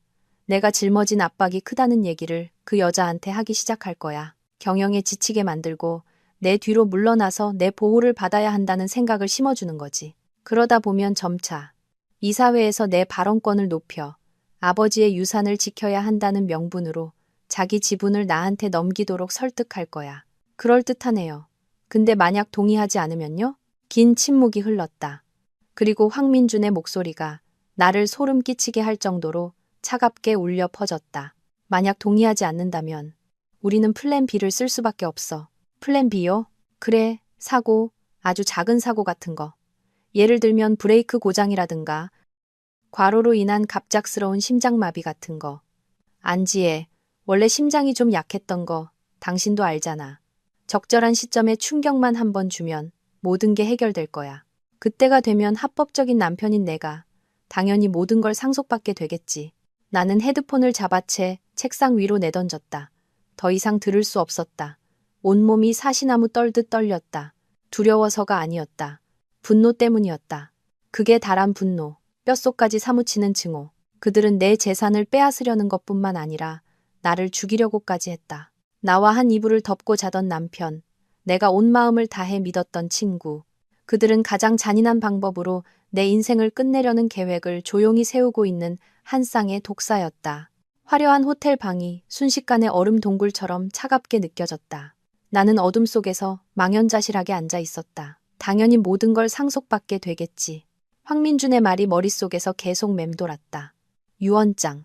맞다, 나의 유언장. 만약 내가 유언장 없이 죽는다면 남편인 그가 합법적인 상속인이 될 것이다. 그리고 나는 그와 박민서가 분명히 이것까지 생각했을 거라고 확신했다. 아마도 그들은 그저 기회를 엿보고 있었을 것이다. 내가 어떤 양도 계약서에 서명하기를, 혹은 사고가 닥쳐오기를. 씁쓸한 미소가 입가에 번졌다. 황민준, 박민서, 당신들은 정말 치밀하게 계산했구나. 하지만 한 가지 잊은 게 있어. 당신들이 사냥하고 있는 이 먹잇감은 당신들이 생각하는 것처럼 약하고 어리석지 않다는 걸. 나는 당신들 뜻대로 되게 두지 않을 거야. 나는 내 재산을 지킬 뿐만 아니라 내 목숨도 지킬 것이다. 그리고 나는 당신들이 꾸민 모든 음모와 사악한 계산에 대해 반드시 대가를 치르게 할 것이다. 하지만 그러기 위해서는 나 혼자 행동할 수 없었다. 나에게는 동맹이 필요했다. 그들과 맞설 수 있을 만큼 충분히 똑똑하고 신뢰할 수 있으며 힘 있는 사람. 내 머릿속에 단 한 사람의 이름이 떠올랐다. 처음부터 찾아갔어야 했던 바로 그 사람. 초기의 분노와 두려움이 가라앉자 그 자리를 냉철한 이성이 대신했다. 나는 여기서 두려움에 떨고만 있을 수 없었다. 나는 행동해야 했다. 그들보다 한 발 앞서 나가야 했다. 나는 녹음펜을 다시 집어들어 황민준의 양복상의 원래 위치에 조심스럽게 돌려놓았다. 연극은 계속되어야 했고 이 세 번째 눈은 계속해서 그 임무를 완수해야 했다. 다음 날 아침 일찍 나는 호텔을 나와 집으로 가지 않고 강북의 한 고풍스러운 저택단지로 차를 몰았다. 이곳은 번화한 도심의 소음과 달리 오래된 농나무들이 시원한 그늘을 들이운 조용하고 위험 있는 분위기를 자아냈다. 나는 정교한 철제 담장으로 둘러싸인 하얀색 저택 앞에 차를 세웠다. 이곳은 최혜진 변호사님의 자택이자 법률사무소였다. 변호사 최혜진. 서울 경제계에서라면 누구나 존경하는 이름이었다. 그는 경제 분야 최고의 변호사일 뿐만 아니라 나의 아버지와 함께 맨손으로 천안제약을 일군 가장 친한 친구이자 동지였다. 아버지가 돌아가신 후 그는 회사의 상임 법률 고문으로 물러나셨다. 하지만 나는 그에게 천안제약이 단순한 고객이 아니라 돌아가신 친구의 평생의 노력이자 유산이라는 것을 알고 있었다. 내가 황민준과 결혼했을 때 최 변호사님은 몇 번이고 나에게 조심하라고 넌지시 말씀하셨다. 그는 지나치게 완벽하고 야심만만해 보이는 그 청년에게 호감이 가지 않는다고 하셨다. 하지만 사랑에 눈이 멀었던 당시에 나는 그의 모든 조언을 한 귀로 듣고 한 귀로 흘려버렸다. 이제와 생각하니 내가 얼마나 어리석었는지 깨달았다. 젊은 비서가 나를 즉시 알아보았다. 안 대표님, 어서 오십시오. 최 변호사님을 뵈러 오셨습니까? 혹시 약속은 하셨는지요? 아니요. 하지만 천안제약에 존망이 걸린 아주 긴급한 일이라고 변호사님께 전해주세요. 그 말을 듣자 비서는 지체하지 않고 안으로 급히 들어갔다. 몇 초 후 묵직한 원목 문이 열리고 최 변호사님이 모습을 드러냈다. 그는 60이 넘으셨고 희끗희끗한 머리는 단정하게 빗어 넘기셨다. 그의 얼굴은 강직했고 눈빛은 여전히 예전처럼 날카로웠다. 지혜야, 무슨 일인데 그렇게 황급히 찾아왔느냐? 나는 아무 말 없이 안으로 들어갔다. 사무실 문이 닫히자 그동안 억지로 버텨왔던 강인함이 순식간에 무너져 내렸다. 나는 울음을 터뜨렸다. 억울함과 분노, 그리고 두려움이 뒤섞인 눈물이었다. 나는 내가 백업해둔 녹음 파일이 담긴 휴대폰을 그에게 건넸다. 최 변호사님은 말없이 헤드폰을 꼈다. 파일을 들을수록 그의 얼굴은 점점 굳어갔다. 짙은 눈썹은 굳게 찌푸려졌고 책상 위에 놓인 두 손은 주먹을 꽉 쥐고 있었다. 녹음이 끝나자 그는 헤드폰을 벗었다. 사무실 안의 공기가 무겁게 가라앉았다. 그는 아무 말 없이 일어나 창가로 걸어가 담배 한 개비를 꺼내 물었다. 그가 극도로 심각한 문제를 고민할 때만 나오는 습관이었다. 내가 틀렸었다. 그의 목소리는 낮고 거칠게 잠겨 있었다. 내가 더 단호하게 이 결혼을 막았어야 했다. 내가 그놈들의 교활함을 너무 얕봤어. 그는 돌아서서 나를 보았다. 그의 눈빛에는 더 이상 책망이 아닌 안타까움과 함께 타오르는 분노의 불꽃이 담겨 있었다. 지혜야, 두려워하지 마라. 내가 살아있는 한 아무도 너를 건드리거나 천안제약을 빼앗아가지 못하게 할 것이다. 너에게 약속하마. 그리고 내 죽은 친구에게도 맹세한다. 그의 말은 혼란스러운 내 마음에 안정제처럼 작용했다. 진실을 알게 된 후 처음으로 나는 더 이상 혼자가 아니라고 느꼈다. 나에게는 든든한 버팀목이 있었다. 자, 이제 우리가 가장 먼저 해야 할 일은 그는 담배를 비벼 끄고 책상으로 돌아왔다. 노련한 변호사의 풍모가 되돌아왔다. 그놈들의 비장의 카드를 무력화시키는 것이다. 유언장 말이다. 유언장이요? 그래. 법적으로 만약 네가 불행한 일을 당하고 유언장이 없다면 제1순위 상속인은 내 남편인 황민준이다. 그것이 그놈들이 너를 해치려는 이유다. 우리는 즉시 새로운 유언장을 작성해야 한다. 그는 우리가 새로운 유언장을 작성할 것이라고 설명했다. 그 유언장에는 내가 불의의 사고를 당할 경우 나의 모든 재산과 천안제약 지분은 황민준이 아닌 자신이 관리하는 자선재단에 기부된다는 내용이 명시될 것이다. 이 유언장은 법적 공증을 받고 사본 한 부는 변호사 사무실에 보관될 것이다. 가장 중요한 것은 그가 강조했다. 우리가 이 유언장의 존재를 황민준에게 우연히 알리는 방법을 찾아야 한다는 것이다. 그가 네가 죽어도 단 한 푼도 상속받지 못한다는 사실을 알게 되면 그의 사고 유발 계획은 무의미해진다. 그는 플랜 A, 즉 내게 지분 양도를 설득하는 방법으로 돌아설 수밖에 없을 것이다. 나는 고개를 끄덕이며 그의 의도를 이해했다. 이것은 그들의 살해 동기를 원천적으로 차단하는 근본적인 해결책이었다. 생명의 안전을 확보한 후에 우리는 반격을 시작할 것이다. 최 변호사님이 날카로운 눈빛으로 나를 보았다. 그놈들이 내게 지분 양도, 서류에 서명하도록 속이려 한다고 했지? 좋다. 우리는 그들의 계략을 역이용하여 그들이 파놓은 함정을 그들의 무덤으로 만들어줄 것이다. 대담하고 정교한 계획이 세워지기 시작했다. 나는 계속해서 사랑에 빠진 연약한 아내 역할을 연기하며 경영에 점점 지쳐가는 모습을 보일 것이다. 나는 황민준에게 새로운 유언장을 우연히 보여주며 그것이 아버지의 유언이라서 어쩔 수 없이 따르는 것이라고 거짓말을 할 것이다. 이는 황민준으로 하여금 내가 순진하고 조종하기 쉽다고 더욱 확신하게 만들 것이다. 그런 다음 그가 지분 양도를 요구할 때 나는 동의할 것이다. 하지만 우리가 직접 설정한 조건 하에서 이 판은 우리가 수비만 하지 않을 것이다.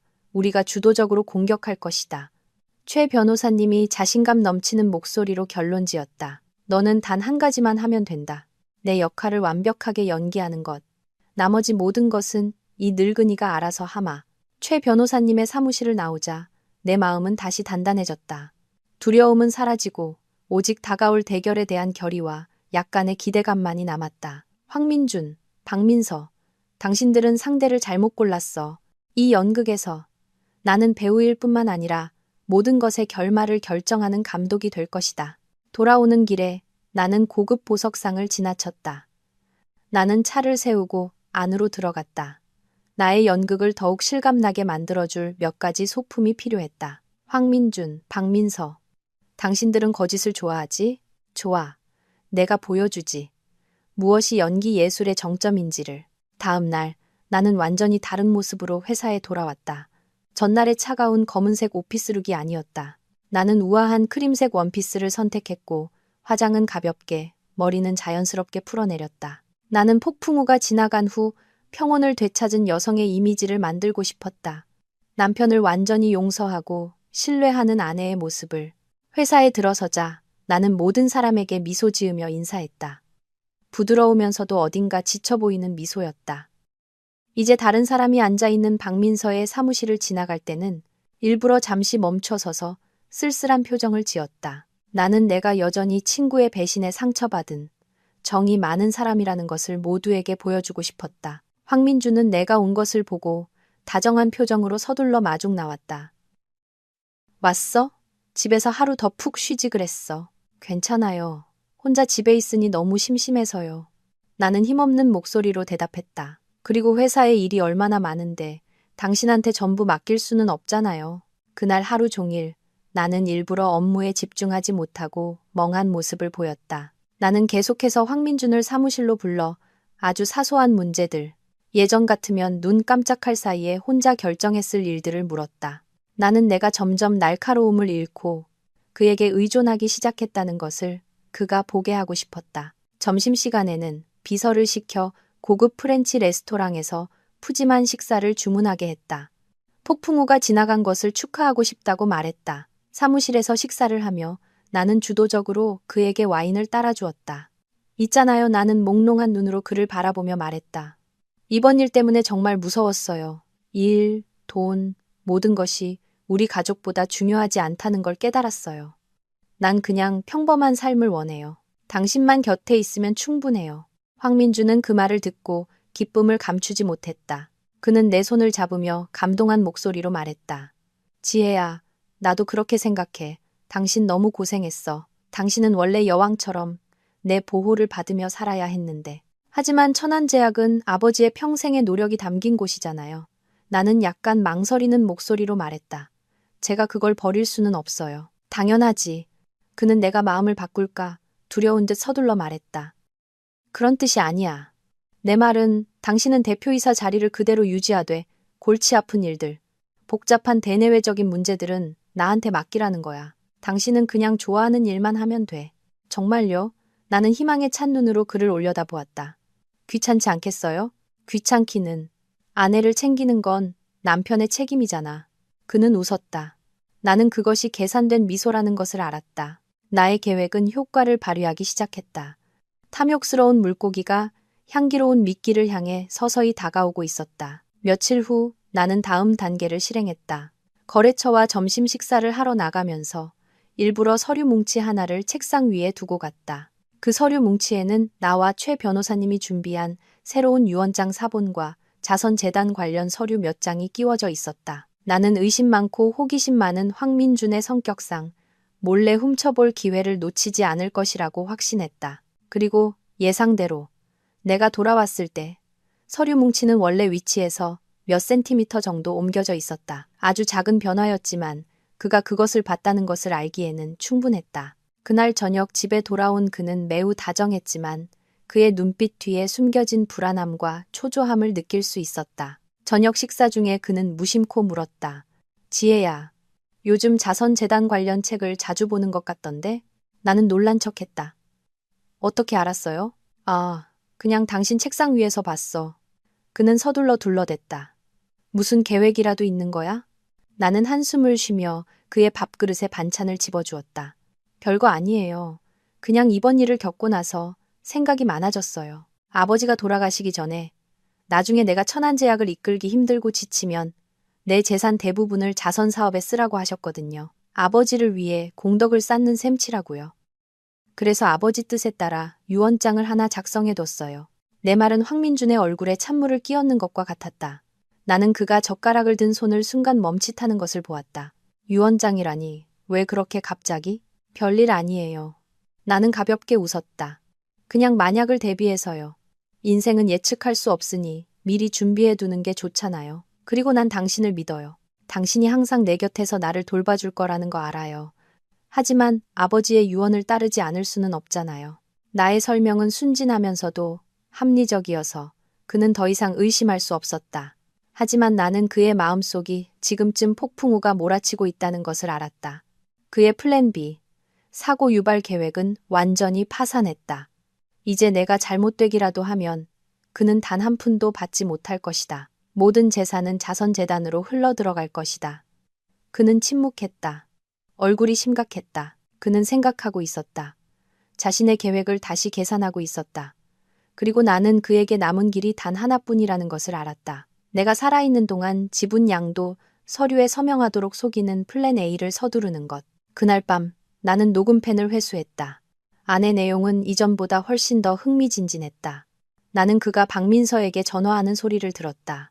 그의 목소리는 짜증과 조급함으로 가득 차 있었다. 상황이 변했어. 그 여자가 유언장을 작성했어. 만약 그 여자가 죽으면 우리한테는 아무것도 없어. 뭐라고요? 어떻게 그런 일이? 박민서의 목소리가 당황으로 가득 찼다. 나도 몰라. 아버지 뜻을 따른다고 하더군. 멍청한 여자. 아직도 죽은 늙은이의 유언 따위를 믿고 있다니. 황민준이 이를 갈았다. 더 이상 기다릴 수 없어. 계획을 서둘러야 해. 그 여자가 일에 질리게 만들고 나 없이는 회사를 운영할 수 없다고 느끼게 만들 거야. 어떻게요? 당신 연구개발팀에서 유령 프로젝트 몇 개 준비해줘. 듣기에는 아주 유망해 보이지만 실제로는 돈만 태우는 밑빠진 독 같은 프로젝트로 내가 그걸 그 여자한테 보고하고 통과시키도록 설득할게. 그 프로젝트들이 실패해서 회사에 손실을 입히면 그 여자는 무력감을 느끼고 스스로 나한테 권한을 넘겨줄 수밖에 없을 거야. 알았어요. 그건 제가 맡을게요. 좋아. 최대한 비밀스럽게 진행해. 이 판은 우리가 반드시 이겨야 해. 나는 녹음 파일을 껐다. 차가운 미소가 다시 입가에 번졌다. 유령 프로젝트라. 아주 좋아.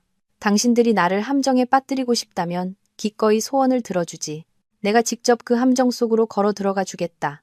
하지만 나올 때 함정에 빠지는 사람은 내가 아닐 것이다. 나는 며칠 전 보석상에서 산 소품을 꺼냈다. 눈부시게 화려한 푸른 사파이어가 박힌 다이아몬드 반지였다. 하지만 이것은 평범한 반지가 아니었다. 사파이어 보석은 사실 고화질로 영상과 음성을 녹화할 수 있는 초소형 카메라였다.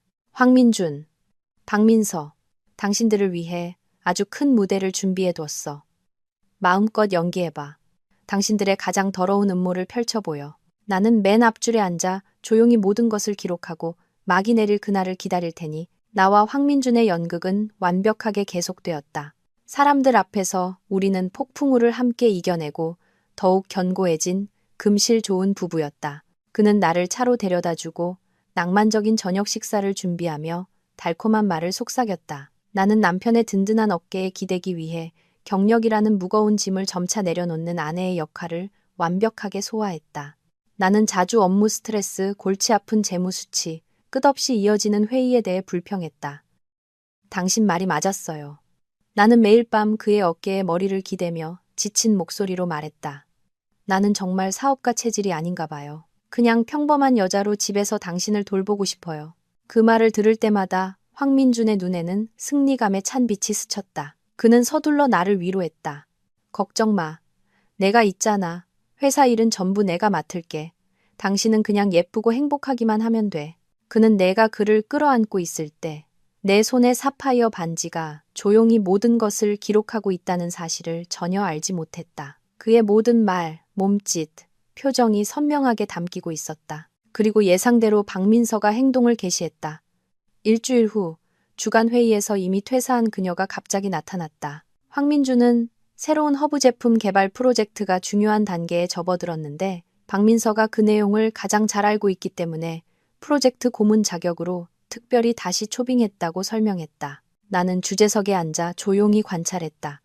다른 팀장들이 약간 수군거렸지만 황민준의 비호와 나의 침묵 앞에서 아무도 감히 반대하지 못했다. 나는 이것이 그들이 미끼를 던지기 시작하는 순간이라는 것을 알았다. 박민서는 고문 역할로 천약그린이라는 새로운 프로젝트에 대해 열정적으로 발표했다. 그녀는 강원도 산골의 희귀한 약초에서 추출한 만병통치 효능을 지닌 완전히 새로운 기능성 제품 라인이라는 아름다운 청사진을 제시했다. 그녀는 연구 데이터와 예상 성장률 그래프를 보여주며 모든 것을 매우 인상적으로 포장했다. 이것은 기능성 의약품 산업의 혁명을 일으킬 것입니다. 그녀는 자신감 넘치는 목소리로 결론 내렸다. 초기 단계의 재배 지역과 추출 공장을 짓는데 과감하게 투자하기만 한다면 2년 안에 천약그린이 투자금의 5배, 10배의 수익을 가져다 줄 것이라고 확신합니다. 나는 반지를 가볍게 돌리며 듣고 있었다.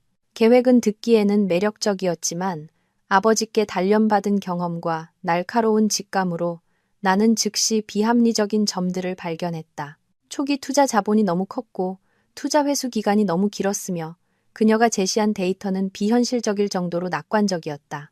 이것이 바로 그들이 나를 위해 준비한 밑빠진 독이었다. 황민준이 즉시 지지하고 나섰다. 박민서 고문의 의견에 전적으로 동의합니다.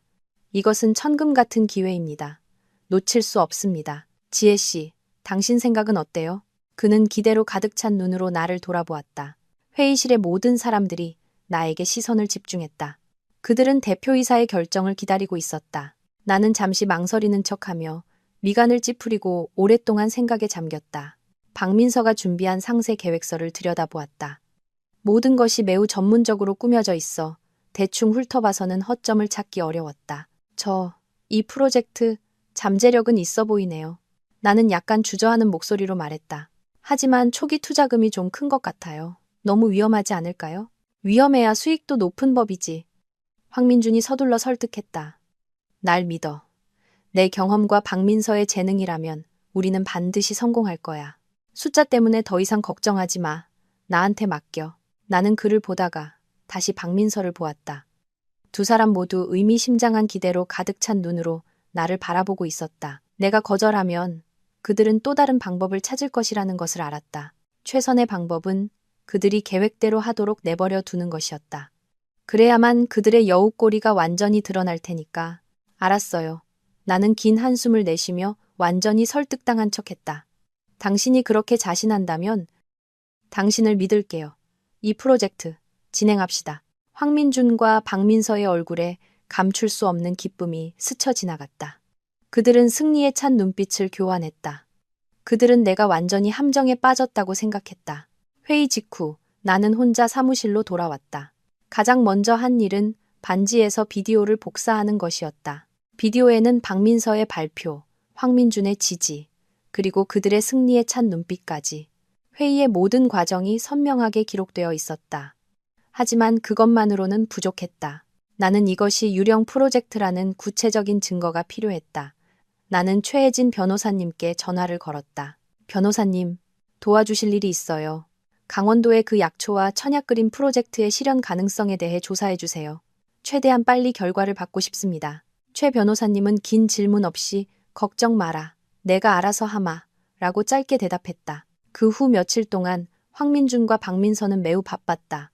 그들은 계속해서 회의를 열고 프로젝트와 관련된 수많은 서류와 계약서를 나에게 제출했다. 토지 임대 계약서, 장비 구매 계약서, 종자 공급 업체 계약서 등 모든 것이 정교하게 위조되었다. 나는 꼭두각시 대표이사 역할로 그저 고개를 끄덕이고 서명만 할 뿐이었다. 내가 펜을 들고 서명할 때마다 황민주는 부드러운 눈으로 나를 바라보며 끊임없이 칭찬했다. 우리 아내 착하다. 나만 믿어. 모든 게 잘 될 거야. 그는 내가 어떤 서류에 서명하기 전에 내 반지로 모든 내용을 기록하고 있다는 사실을 전혀 알지 못했다. 그리고 매일 밤 나는 그 사본들을 최 변호사님께 보내 보관하게 했다. 나는 내 손으로 회사의 재산을 그들에게 넘겨주고 있었지만 동시에 내 손으로 그들을 감옥에 보낼 반박할 수 없는 증거들을 수집하고 있었다. 일주일 후 최 변호사님께 전화가 왔다. 지혜야, 결과가 나왔다. 그놈들이 말한 약초는 실제로 존재하더구나. 하지만 그는 잠시 말을 멈췄다. 그것은 아무런 치료 효과도 없는 독초다. 심지어 잘못된 양을 섭취하면 사망에 이를 수도 있어. 그리고 그놈들이 제출한 모든 협력업체들은 불과 몇 주 전에 설립된 유령 회사들이었다. 나는 전화기를 꽉 쥐었다. 모든 것이 명백해졌다. 이것은 단순한 돈 낭비 계획이 아니었다. 그것은 지극히 잔인한 계획이었다. 만약 이 제품이 생산되어 시장에 출시된다면 그 결과는 상상할 수 없을 것이다. 그것은 천안제약의 재정을 파괴할 뿐만 아니라 아버지가 평생을 바쳐 쌓아 올린 명예와 신뢰까지 무너뜨릴 것이다. 심지어 소비자들의 생명까지 해칠 수 있었다. 황민준, 박민서. 당신들은 탐욕스러울 뿐만 아니라 인간성을 상실한 자들이었다. 바로 그때 황민준이 내 사무실로 들어왔다. 그의 입가에는 여전히 익숙한 가식적인 미소가 걸려 있었다. 여보, 모든 일이 아주 순조롭게 진행되고 있어. 이제 프로젝트를 더 원활하게 진행하기 위해 우리가 더 큰 변화가 필요할 때가 온 것 같아. 나는 내가 가장 기다리던 순간이 마침내 왔다는 것을 알았다. 늙은 여우가 더 이상 참을성을 유지하지 못하고 있었다. 나는 산더미 같은 서류에서 고개를 드는 척하며 황민준에게 약간 지친 미소를 지어 보였다. 더 큰 변화라니요. 무슨 뜻이에요? 그는 다가와 내 의자 뒤로 돌아가 애정이 듬뿍 담긴 안마를 시작했다. 그의 손가락이 내 어깨를 스쳤다. 예전에는 그토록 바라던 행동이었지만 지금은 역겨움만 느껴질 뿐이었다. 이것 봐. 그는 설득력 넘치는 나지막한 목소리로 시작했다. 천약그린 프로젝트는 우리 회사의 미래를 결정할 전략적 프로젝트야. 하지만 지금 몇 가지 문제가 발생하고 있어. 무슨 문제요?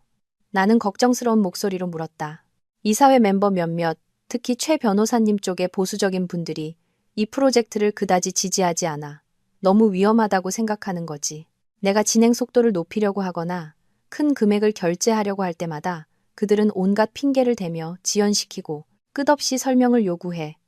그는 아주 지쳤다는 듯 한숨을 쉬었다. 나는 고작 영업본부장이라 발언권에 무게가 실리지 않아. 이대로 가다가는 황금 같은 기회를 놓치게 될 거야. 그의 말은 절반은 맞았다.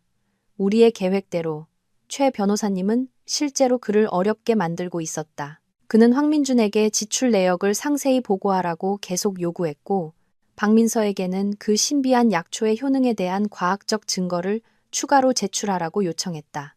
모든 것은 시간을 벌고 황민준을 더욱 초조하고 조급하게 만들기 위함이었다. 그럼 이제 어떻게 해야 해요? 나는 의자를 돌려 혼란과 신뢰가 가득 담긴 눈으로 그를 바라보았다. 아니면 제가 그분들과 얘기해 볼까요? 아니, 그럴 필요 없어. 황민준이 서둘러 손을 저었다. 당신은 지금 피곤하잖아. 더 이상 신경 쓰게 하고 싶지 않아. 나한테 방법이 있어. 단지 당신이 동의할지 모르겠네. 그는 아주 곤란한 척하며 말을 흐렸다. 일단 말해봐요. 회사를 위한 일, 아버지의 노력이 담긴 이 회사를 위한 일이라면 뭐든지 할게요. 내 말은 자극제 같았다. 그의 눈이 빛났다. 그는 내 앞에 무릎을 꿇고 앉아 내 두 손을 잡고 본론을 꺼내기 시작했다. 지혜야, 내가 모든 것을 전적으로 결정하고 잡음을 없애고 프로젝트를 가장 빠르게 진행시키려면 나에게 공식적인 직함이 필요해. 실질적인 권한이 필요하다고. 실질적인 권한이요? 그래. 그는 내 눈을 깊이 들여다보았다. 당신이 나에게 6개월간 회사 경영권을 위임하는 임시 위임장에 서명해줬으면 해. 그 6개월 동안 내가 당신을 대신해서 대내외적인 모든 일을 처리할게. 당신은 내 곁에서 든든한 버팀목이 되어주기만 하면 돼. 6개월 후 프로젝트가 궤도에 오르면 약속할게. 모든 것을 당신에게 돌려줄 거야. 그때 당신이 계속 경영을 하고 싶든 완전히 쉬고 싶든 당신의 결정을 존중할게. 마침내 여우가 꼬리를 드러냈다. 임시 위임. 6개월. 듣기에는 아름다운 말들이었다. 하지만 나는 그 서류에 서명하는 순간 다시는 돌려받지 못할 것이라는 것을 알았다. 6개월은 그와 박민서가 회사를 완전히 거덜내고 모든 자산을 빼돌려 나에게 텅 빈 껍데기만 남겨놓기에 충분한 시간이었다. 나는 침묵하며 생각하는 척했다. 내 손의 사파이어 반지는 조용히 제 임무를 수행하고 있었다. 내 앞에 무릎 꿇고 앉은 남자의 얼굴, 말, 그리고 계산적인 표정 전체를 기록하며 내가 망설이는 것을 보자. 황민준이 덧붙였다. 날 못 믿는 거야? 지혜야. 내가 하는 모든 건 당신과 천안제약을 위해서야. 더 이상 당신이 힘들고 지치는 걸 보고 싶지 않아. 당신을 믿어요. 나는 떨리는 목소리로 말했다. 하지만 이건 너무 큰일이에요. 회사 전체를 당신에게 맡기면 사람들이 수군거릴까봐, 당신에 대해 험담할까봐 두려워요. 난 두렵지 않아. 그가 내 말을 끊으며 단호하게 말했다. 남들이 나를 야심가라고 해도 두렵지 않아. 난 오직 당신이 힘든 게 두려울 뿐이야. 당신만 날 믿어준다면 온 세상이 뭐라고 하든 신경 안 써. 참으로 달콤하고 감동적인 거짓말이었다. 그는 남편을 사랑하고 남편을 험담으로부터 지키고 싶어하는 아내의 심리를 정확히 파고들었다. 하지만 나는 여전히 망설이는 척했다. 너무 갑작스럽지 않을까요? 이사회 분들은 어떻게 생각하실까요? 그렇다면 황민주는 이미 이 시나리오를 생각해둔 듯했다. 우리가 모든 것을 정정당당하게 만들면 돼. 몰래 서명하지 말고 대신 다음 주에 임시 이사회를 소집해줘. 이사회를요? 그래. 그는 자신감 넘치는 얼굴로 고개를 끄덕였다. 그 회의에서 모든 사람 앞에서 당신이 직접 이 결정을 공식적으로 발표하는 거야. 건강상의 이유로 그리고 가정에 충실하기 위해 잠시 경영권을 나에게 위임하기로 결정했다고 말하는 거지. 그렇게 하면 아무도 험담할 수 없을 거야. 그들은 오직 당신이 남편에게 보내는 절대적인 신뢰만을 보게 될 거고 우리의 사랑에 감탄하게 될 거야. 정말 완벽한 계획이었다. 그는 권력을 원했을 뿐만 아니라 가장 영광스럽고 당당한 방식으로 그것을 얻고 싶어 했다. 그는 나를, 그 자신을 돋보이게 하는 도구로 아내에게 지극한 사랑을 받는 유능한 남편임을 증명하는 도구로 만들고 싶어 했다. 나는 한참 동안 그를 바라보다가 천천히 고개를 끄덕이며 환한 미소를 지었다. 순종과 행복이 담긴 미소였다. 좋아요. 당신 말대로 할게요. 온 세상에 내 남편이 얼마나 유능하고 믿음직스러운 사람인지 알려줄게요. 황민주는 기쁨에 겨워 나를 와락 껴안고 공중으로 들어올려 한 바퀴 돌았다. 지혜야, 당신은 정말 최고야. 사랑해. 나는 그의 목에 팔을 감고 그의 어깨에 머리를 기댔다. 하지만 내 시선은 창밖을 향해 있었다. 차갑고 날카롭게. 황민준, 박민서. 마지막 무대는 이미 세워졌어. 그리고 약속하지. 이 마지막 연극은 아주 특별할 거야. 당신들이 평생 다시는 볼 기회가 없을 그런 연극이 될 테니. 일주일은 눈 깜짝할 사이에 지나갔다. 황민준과 박민서에게는 아마도 기대와 설렘으로 가득 찬 한 주였을 것이다. 나에게는 치밀한 준비와 무서울 정도의 평온함으로 가득 찬 한 주였다. 나와 최 변호사님은 쉴 새 없이 일했다. 녹음 파일, 비디오, 유령 프로젝트 관련 서류 등 모든 증거가 체계적으로 정리되었다. 노련한 변호사인 그는 모든 가능성을 예측하며 한 걸음 한 걸음 계획을 세웠다. 마침내 임시이사회가 열리는 날이 왔다. 그날 서울의 하늘은 구름 한 점 없이 맑았지만 천안제약의 가장 큰 회의실 안의 공기는 숨 막힐 듯 무거웠다. 이사회 멤버, 주요 주주, 그리고 핵심 부서의 팀장들 모두가 자리를 채우고 있었다. 그들은 길고 윤이 나는 원목 타원형 테이블 주위에 앉아 있었다. 모두의 얼굴에는 진지함과 호기심이 역력했다.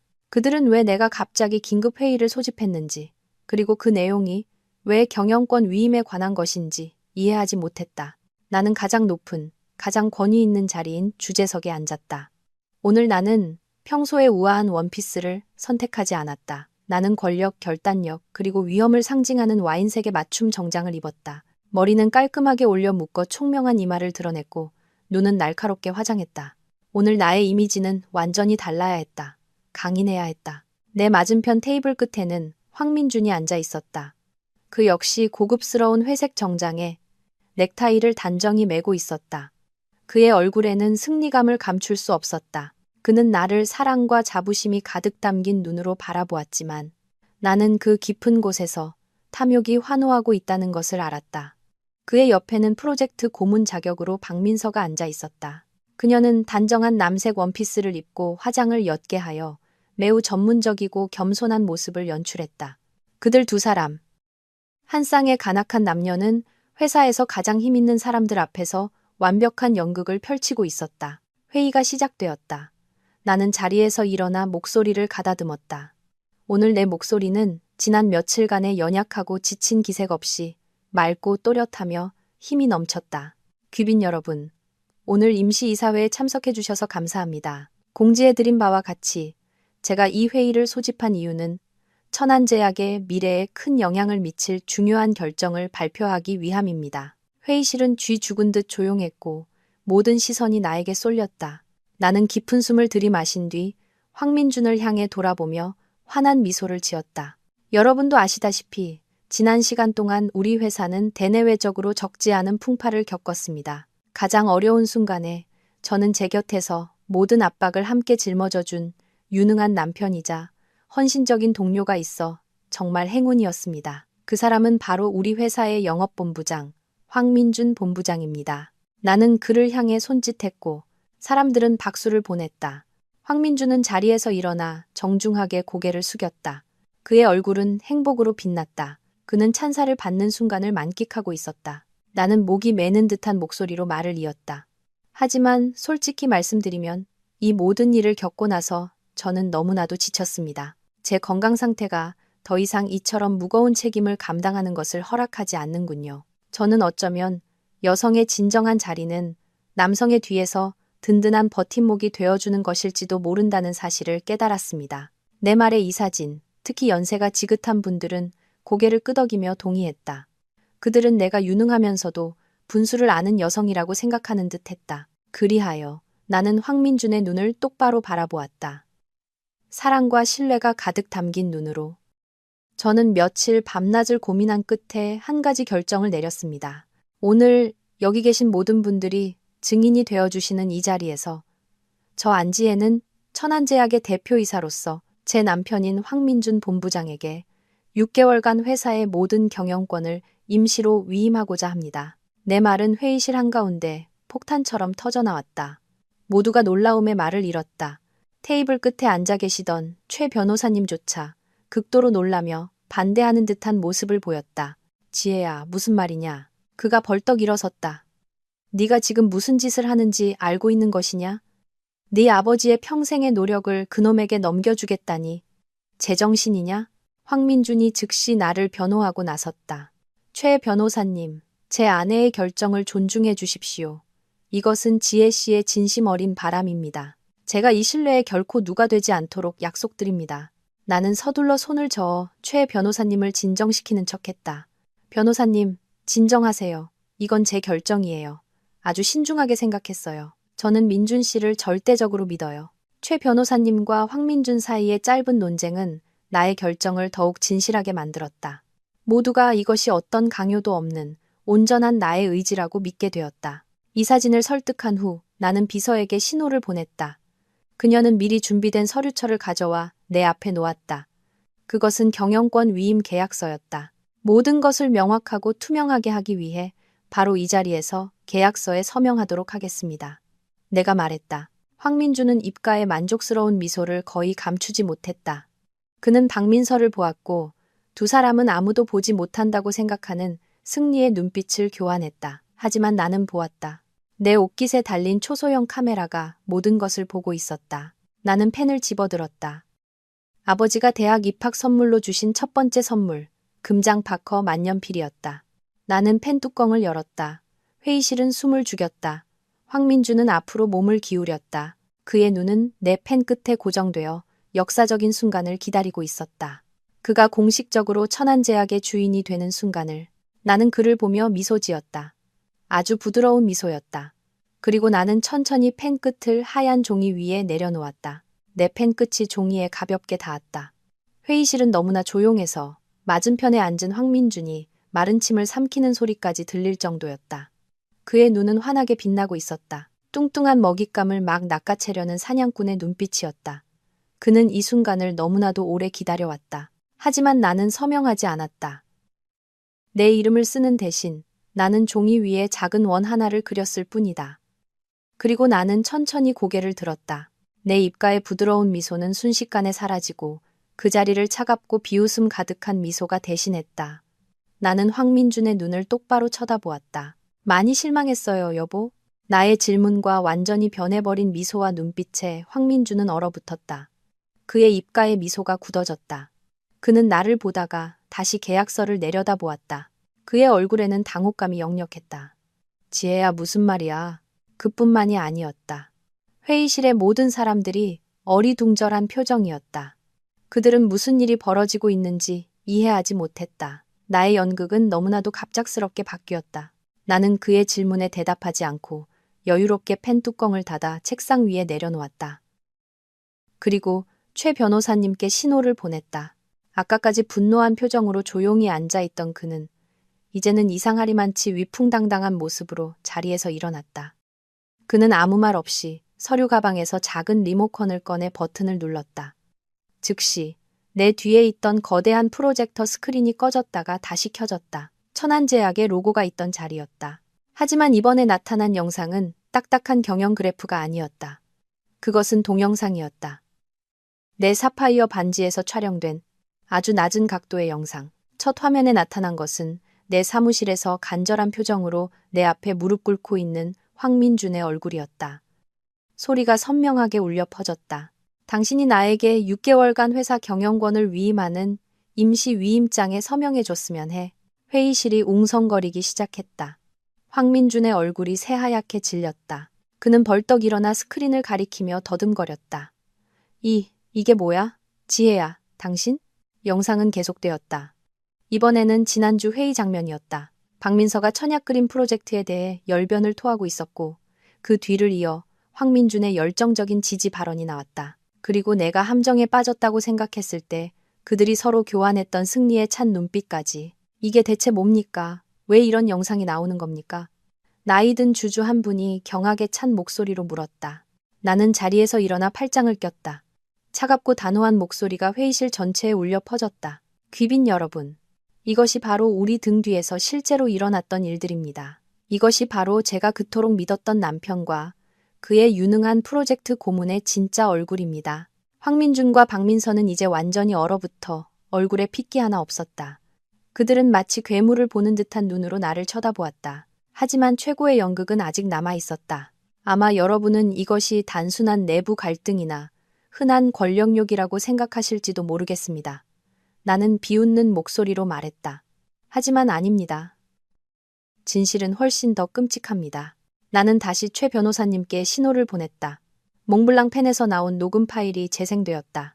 더 이상 기다릴 수 없어. 계획을 서둘러야 해. 그 여자가 일에 질리게 만들 거야. 회사를 거덜내기 위해 유령 프로젝트를 만들자고 모의하는 황민준과 박민서의 목소리가 선명하게 울려 퍼졌다. 만약 동의하지 않는다면 우리는 플랜 B를 쓸 수밖에 없어. 플랜 B요? 그래. 사고. 아주 작은 사고 같은 거. 예를 들면 브레이크 고장이라든가 과로로 인한 갑작스러운 심장마비 같은 거. 여기까지 듣자 회의실은 폭발했다. 모든 사람이 일어섰고 분노에 찬 고함과 욕설이 황민준과 박민서를 향해 쏟아졌다. 그들은 자신들이 존경해왔던 사람들이 그토록 잔인하고 비인간적인 음모를 숨기고 있었다는 사실을 믿을 수 없었다. 모함이야. 전부 모함이야. 음성을 조작한 거야. 황민준이 절망 속에서 소리치며 죄를 부인하려 애썼다. 조작이라고요? 그때 최 변호사님이 나섰다. 변호사의 위험 있는 목소리였다. 황민준 본부장, 이 모든 녹음 파일과 비디오는 저희가 이미 감정기관에 의뢰했습니다. 조금의 조작 흔적도 없는 완벽한 원본입니다. 그리고 그 감정 결과서가 바로 제 책상 위에 있습니다. 그는 붉은 직인이 찍힌 서류철을 높이 들어 보였다. 황민주는 그것을 보자 온몸에 힘이 빠져 의자에 주저앉았다. 그는 모든 변명의 길이 막혔다는 것을 알았다. 박민서는 더 이상 서 있을 수조차 없었다. 그녀는 바닥에 주저앉아 두 손으로 얼굴을 감싸고 흐느꼈다. 그녀가 그토록 꿈꿔왔던 경력, 명예, 밝은 미래, 모든 것이 단 몇 분 만에 산산조각 났다. 나는 주재석에서 내려와 천천히 그들을 향해 걸어갔다. 나는 책상에 머리를 박고 어깨를 떨고 있는 황민준 앞에 멈춰섰다. 황민준 씨, 나는 이상할 정도로 평온한 목소리로 말했다. 당신 연극 아주 훌륭했어요. 연기력도 정말 최고였고요. 하지만 한 가지 잊은 게 있네요. 그가 천천히 고개를 들었다. 붉게 충혈된 그의 눈에는 증오와 절망이 가득했다. 연극에서는 시나리오 작가와 감독만이 결말을 결정한다는 사실을요. 나는 입꼬리를 올려 웃었다. 승자의 미소였다. 그리고 이 연극의 감독은 바로 나예요. 내 말이 끝나는 순간 회의실 문이 활짝 열렸다. 제복을 입은 경찰들이 엄숙한 얼굴로 일제히 들어섰다. 앞장선 팀장이 황민준과 박민서의 얼굴 앞에 체포영장을 내밀었다.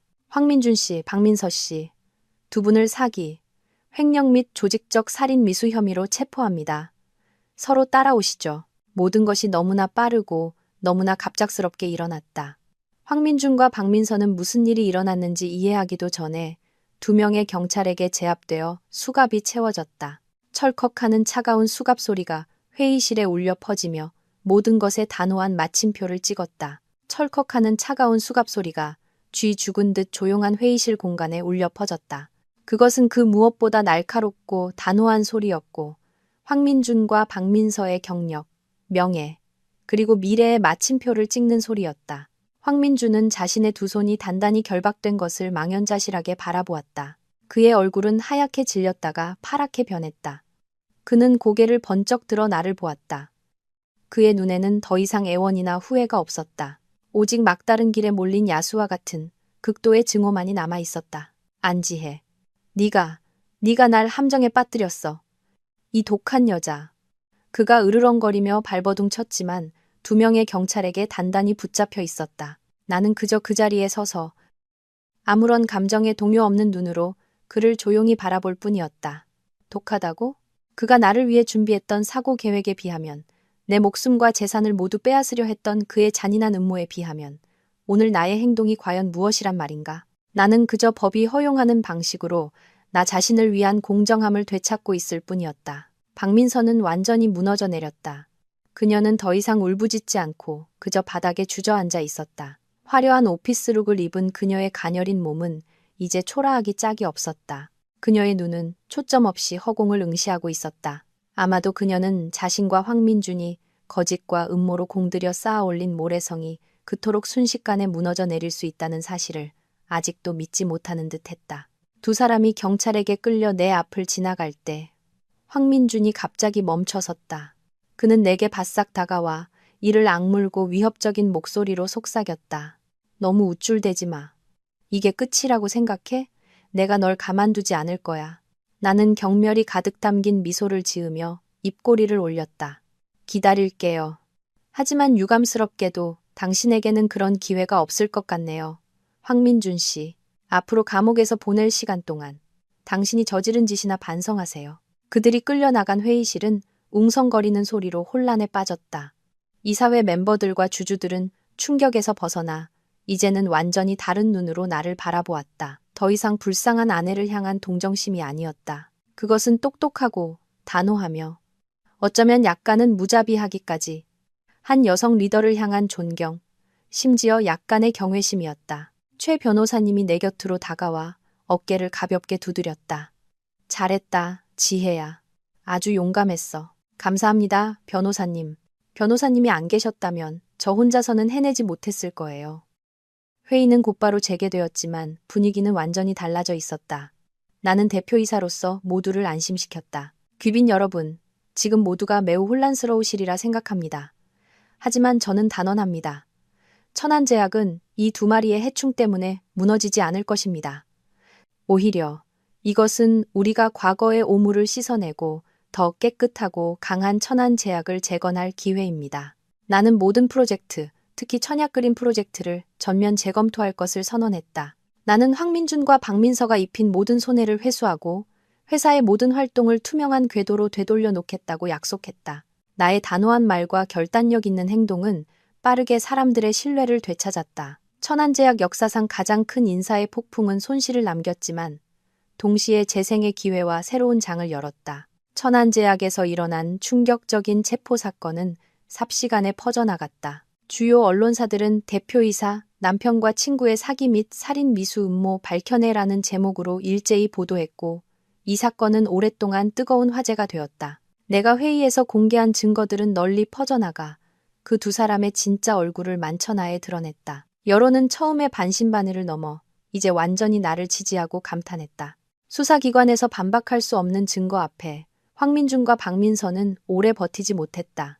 그들은 서로에게 책임을 떠넘기기 시작했다. 황민준은 모든 계획이 박민서의 사주였다고, 자신은 그녀를 너무 사랑해서 무모한 짓을 저질렀을 뿐이라고 주장했다. 박민서는 울면서 자신이 황민준의 손에 놀아난 장기짝에 불과했다고, 감정적으로나 전문적으로나 이용당했다고 말했다. 위험 앞에서 드러난 그들의 진짜 모습은 참으로 비열했다. 그들이 나누었던 뜨거운 사랑은 이제 상대방에게 죄를 떠넘겨 자신을 구하려는 이기심과 욕망만이 남았을 뿐이었다. 하지만 하늘의 그물은 넓고 성기어 보이지만 결코 놓치는 법이 없다. 사기, 횡령, 그리고 특히 살인 미수라는 중죄로 그들은 아주 긴 형량을 마주하게 되었다. 그들의 청춘과 미래를 차가운 철창 뒤에 묻어버릴 형벌이었다. 며칠 후 나는 낯선 번호로 전화를 받았다. 황민준의 어머니였다. 전화기 속 그녀의 목소리는 예전의 거만함은 온데간데 없고 울며 애원하는 소리뿐이었다. 지혜야, 내가 부탁한다. 우리 민준이 살 길 하나만 열어주면 안 되겠니? 걔가 어리석었어. 너한테 큰 죄를 지었지만 내 유일한 아들이야. 제발 고소를 취하해다오. 우리 집에서 모든 걸 보상해줄게. 나는 그녀의 말이 끝날 때까지 조용히 들었다. 마음속에는 조금의 동정심도 잃지 않았다. 어머님, 나는 차가운 목소리로 말했다. 어머님 아드님이 저를 위해 사고를 계획했을 때 저에게 살 길을 열어줄 생각은 하셨나요? 어머님 가족이 제 재산을 통째로 빼앗으려 했을 때 용서라는 단어를 떠올리기는 하셨나요? 이제 모든 것은 제 손을 떠났습니다. 법의 심판을 받게 하세요. 나는 그렇게 말하고 전화를 끊었다.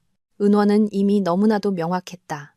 나의 용서는 인간성을 상실한 사람들에게는 해당되지 않았다. 그들은 자신들이 저지른 죄악에 대해 스스로 대가를 치러야 했다. 모든 것이 끝난 것처럼 보였다.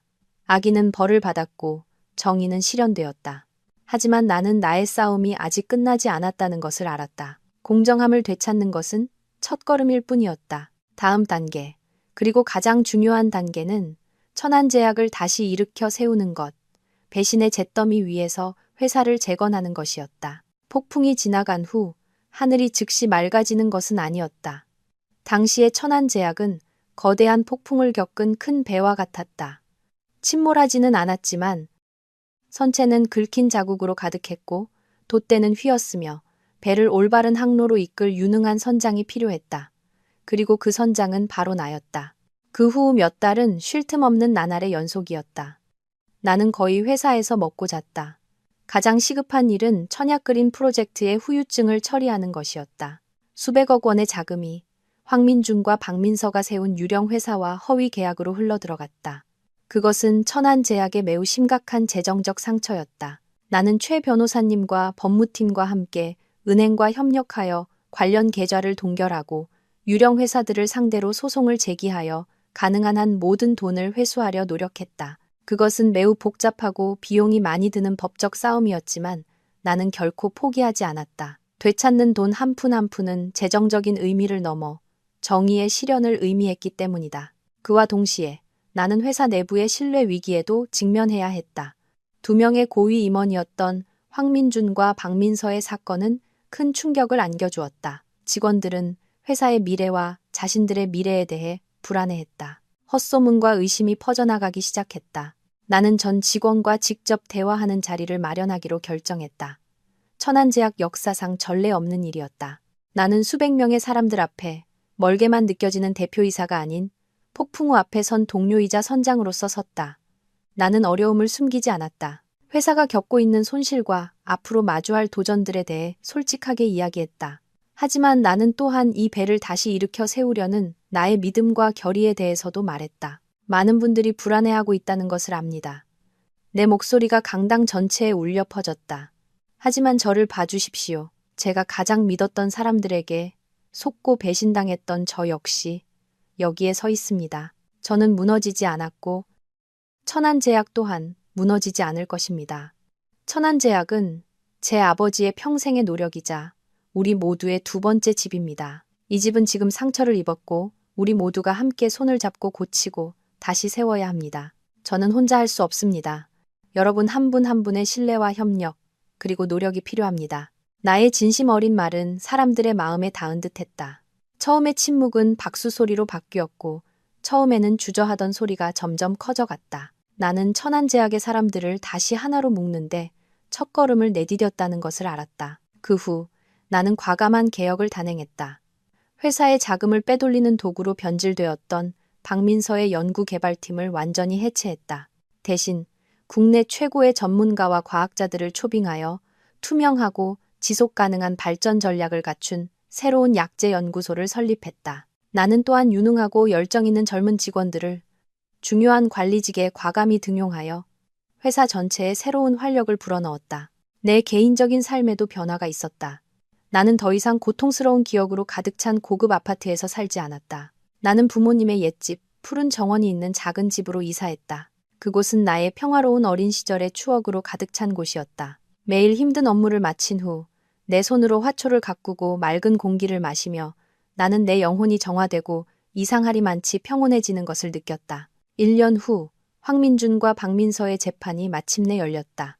나는 증오심 때문이 아니라 과거의 마지막 마침표를 찍고 싶어서 참석했다. 죄수복을 입고 초췌해진 그들을 보니 더 이상 분노가 느껴지지 않고 연민만이 남았다. 그들은 탐욕과 질투 때문에 스스로 자신의 삶을 파괴했다. 최종 판결이 내려졌다.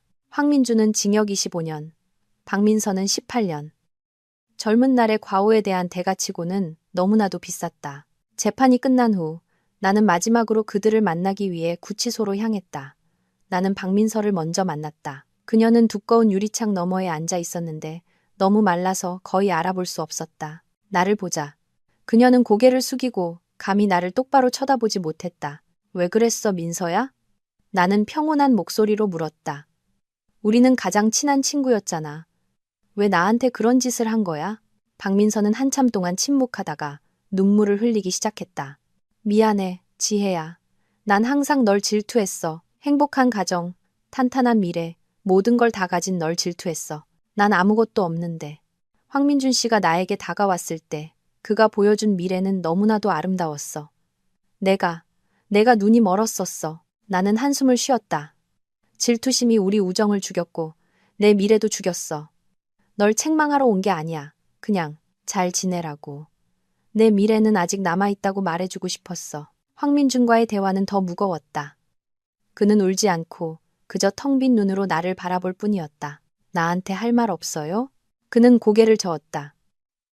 이제 와서 사과하는 건 아무 의미 없겠지. 그냥 한 가지만 묻고 싶어. 당신 정말 날 사랑한 적은 있었어? 나는 그의 눈을 똑바로 쳐다보았다. 있었어요.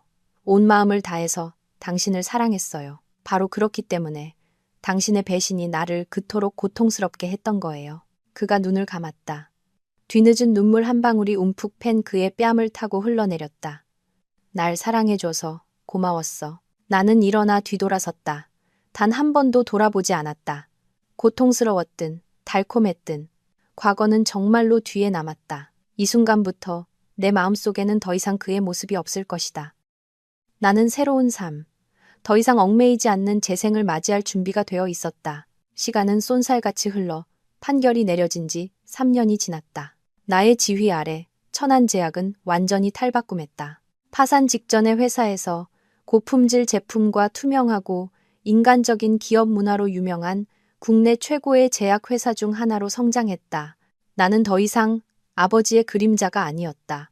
나는 내 재능과 노력으로 나만의 제국을 건설했다. 나는 더 이상 예전처럼 맹목적으로 일에만 매달리지 않았다. 나는 균형을 잡는 법을 배웠다. 나 자신과 오랫동안 잊고 지냈던 취미를 위해 더 많은 시간을 할애했다. 여행을 가고 책을 읽고 꽃꽂이를 배우고 사회활동에 참여했다. 나는 평범한 것들, 영혼의 고요함 속에서 기쁨을 찾았다. 나는 또한 마음의 문을 닫고만 있지 않았다. 마음을 열고 새로운 사람들을 만나고 알아갈 기회를 스스로에게 주었다. 그리고 나는 그를 만났다. 그는 나보다 5살 많은 건축가였고 차분하고 성숙하며 깊은 영혼을 가진 남자였다. 우리는 한 미술 전시회에서 만났다. 그는 나의 명성이나 재산에 압도되지 않았다.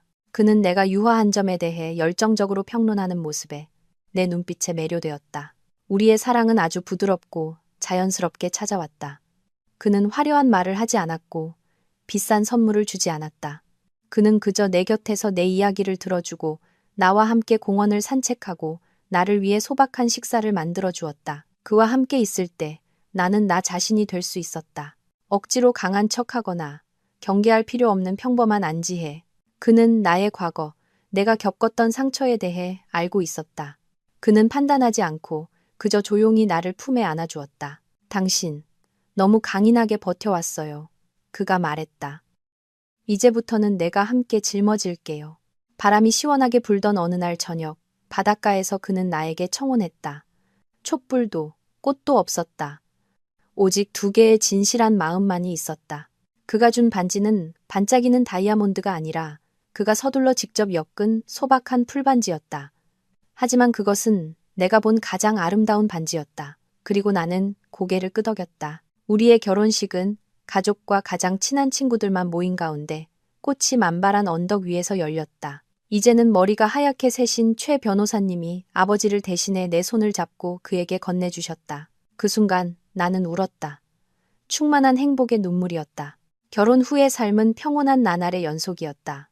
그는 나의 경력과 사적인 공간을 항상 존중해주는 멋진 남편이었다. 1년 후 우리는 예쁜 딸을 맞이했다. 아이는 나를 닮아 반짝이는 눈과 그를 닮아 따뜻한 미소를 가졌다.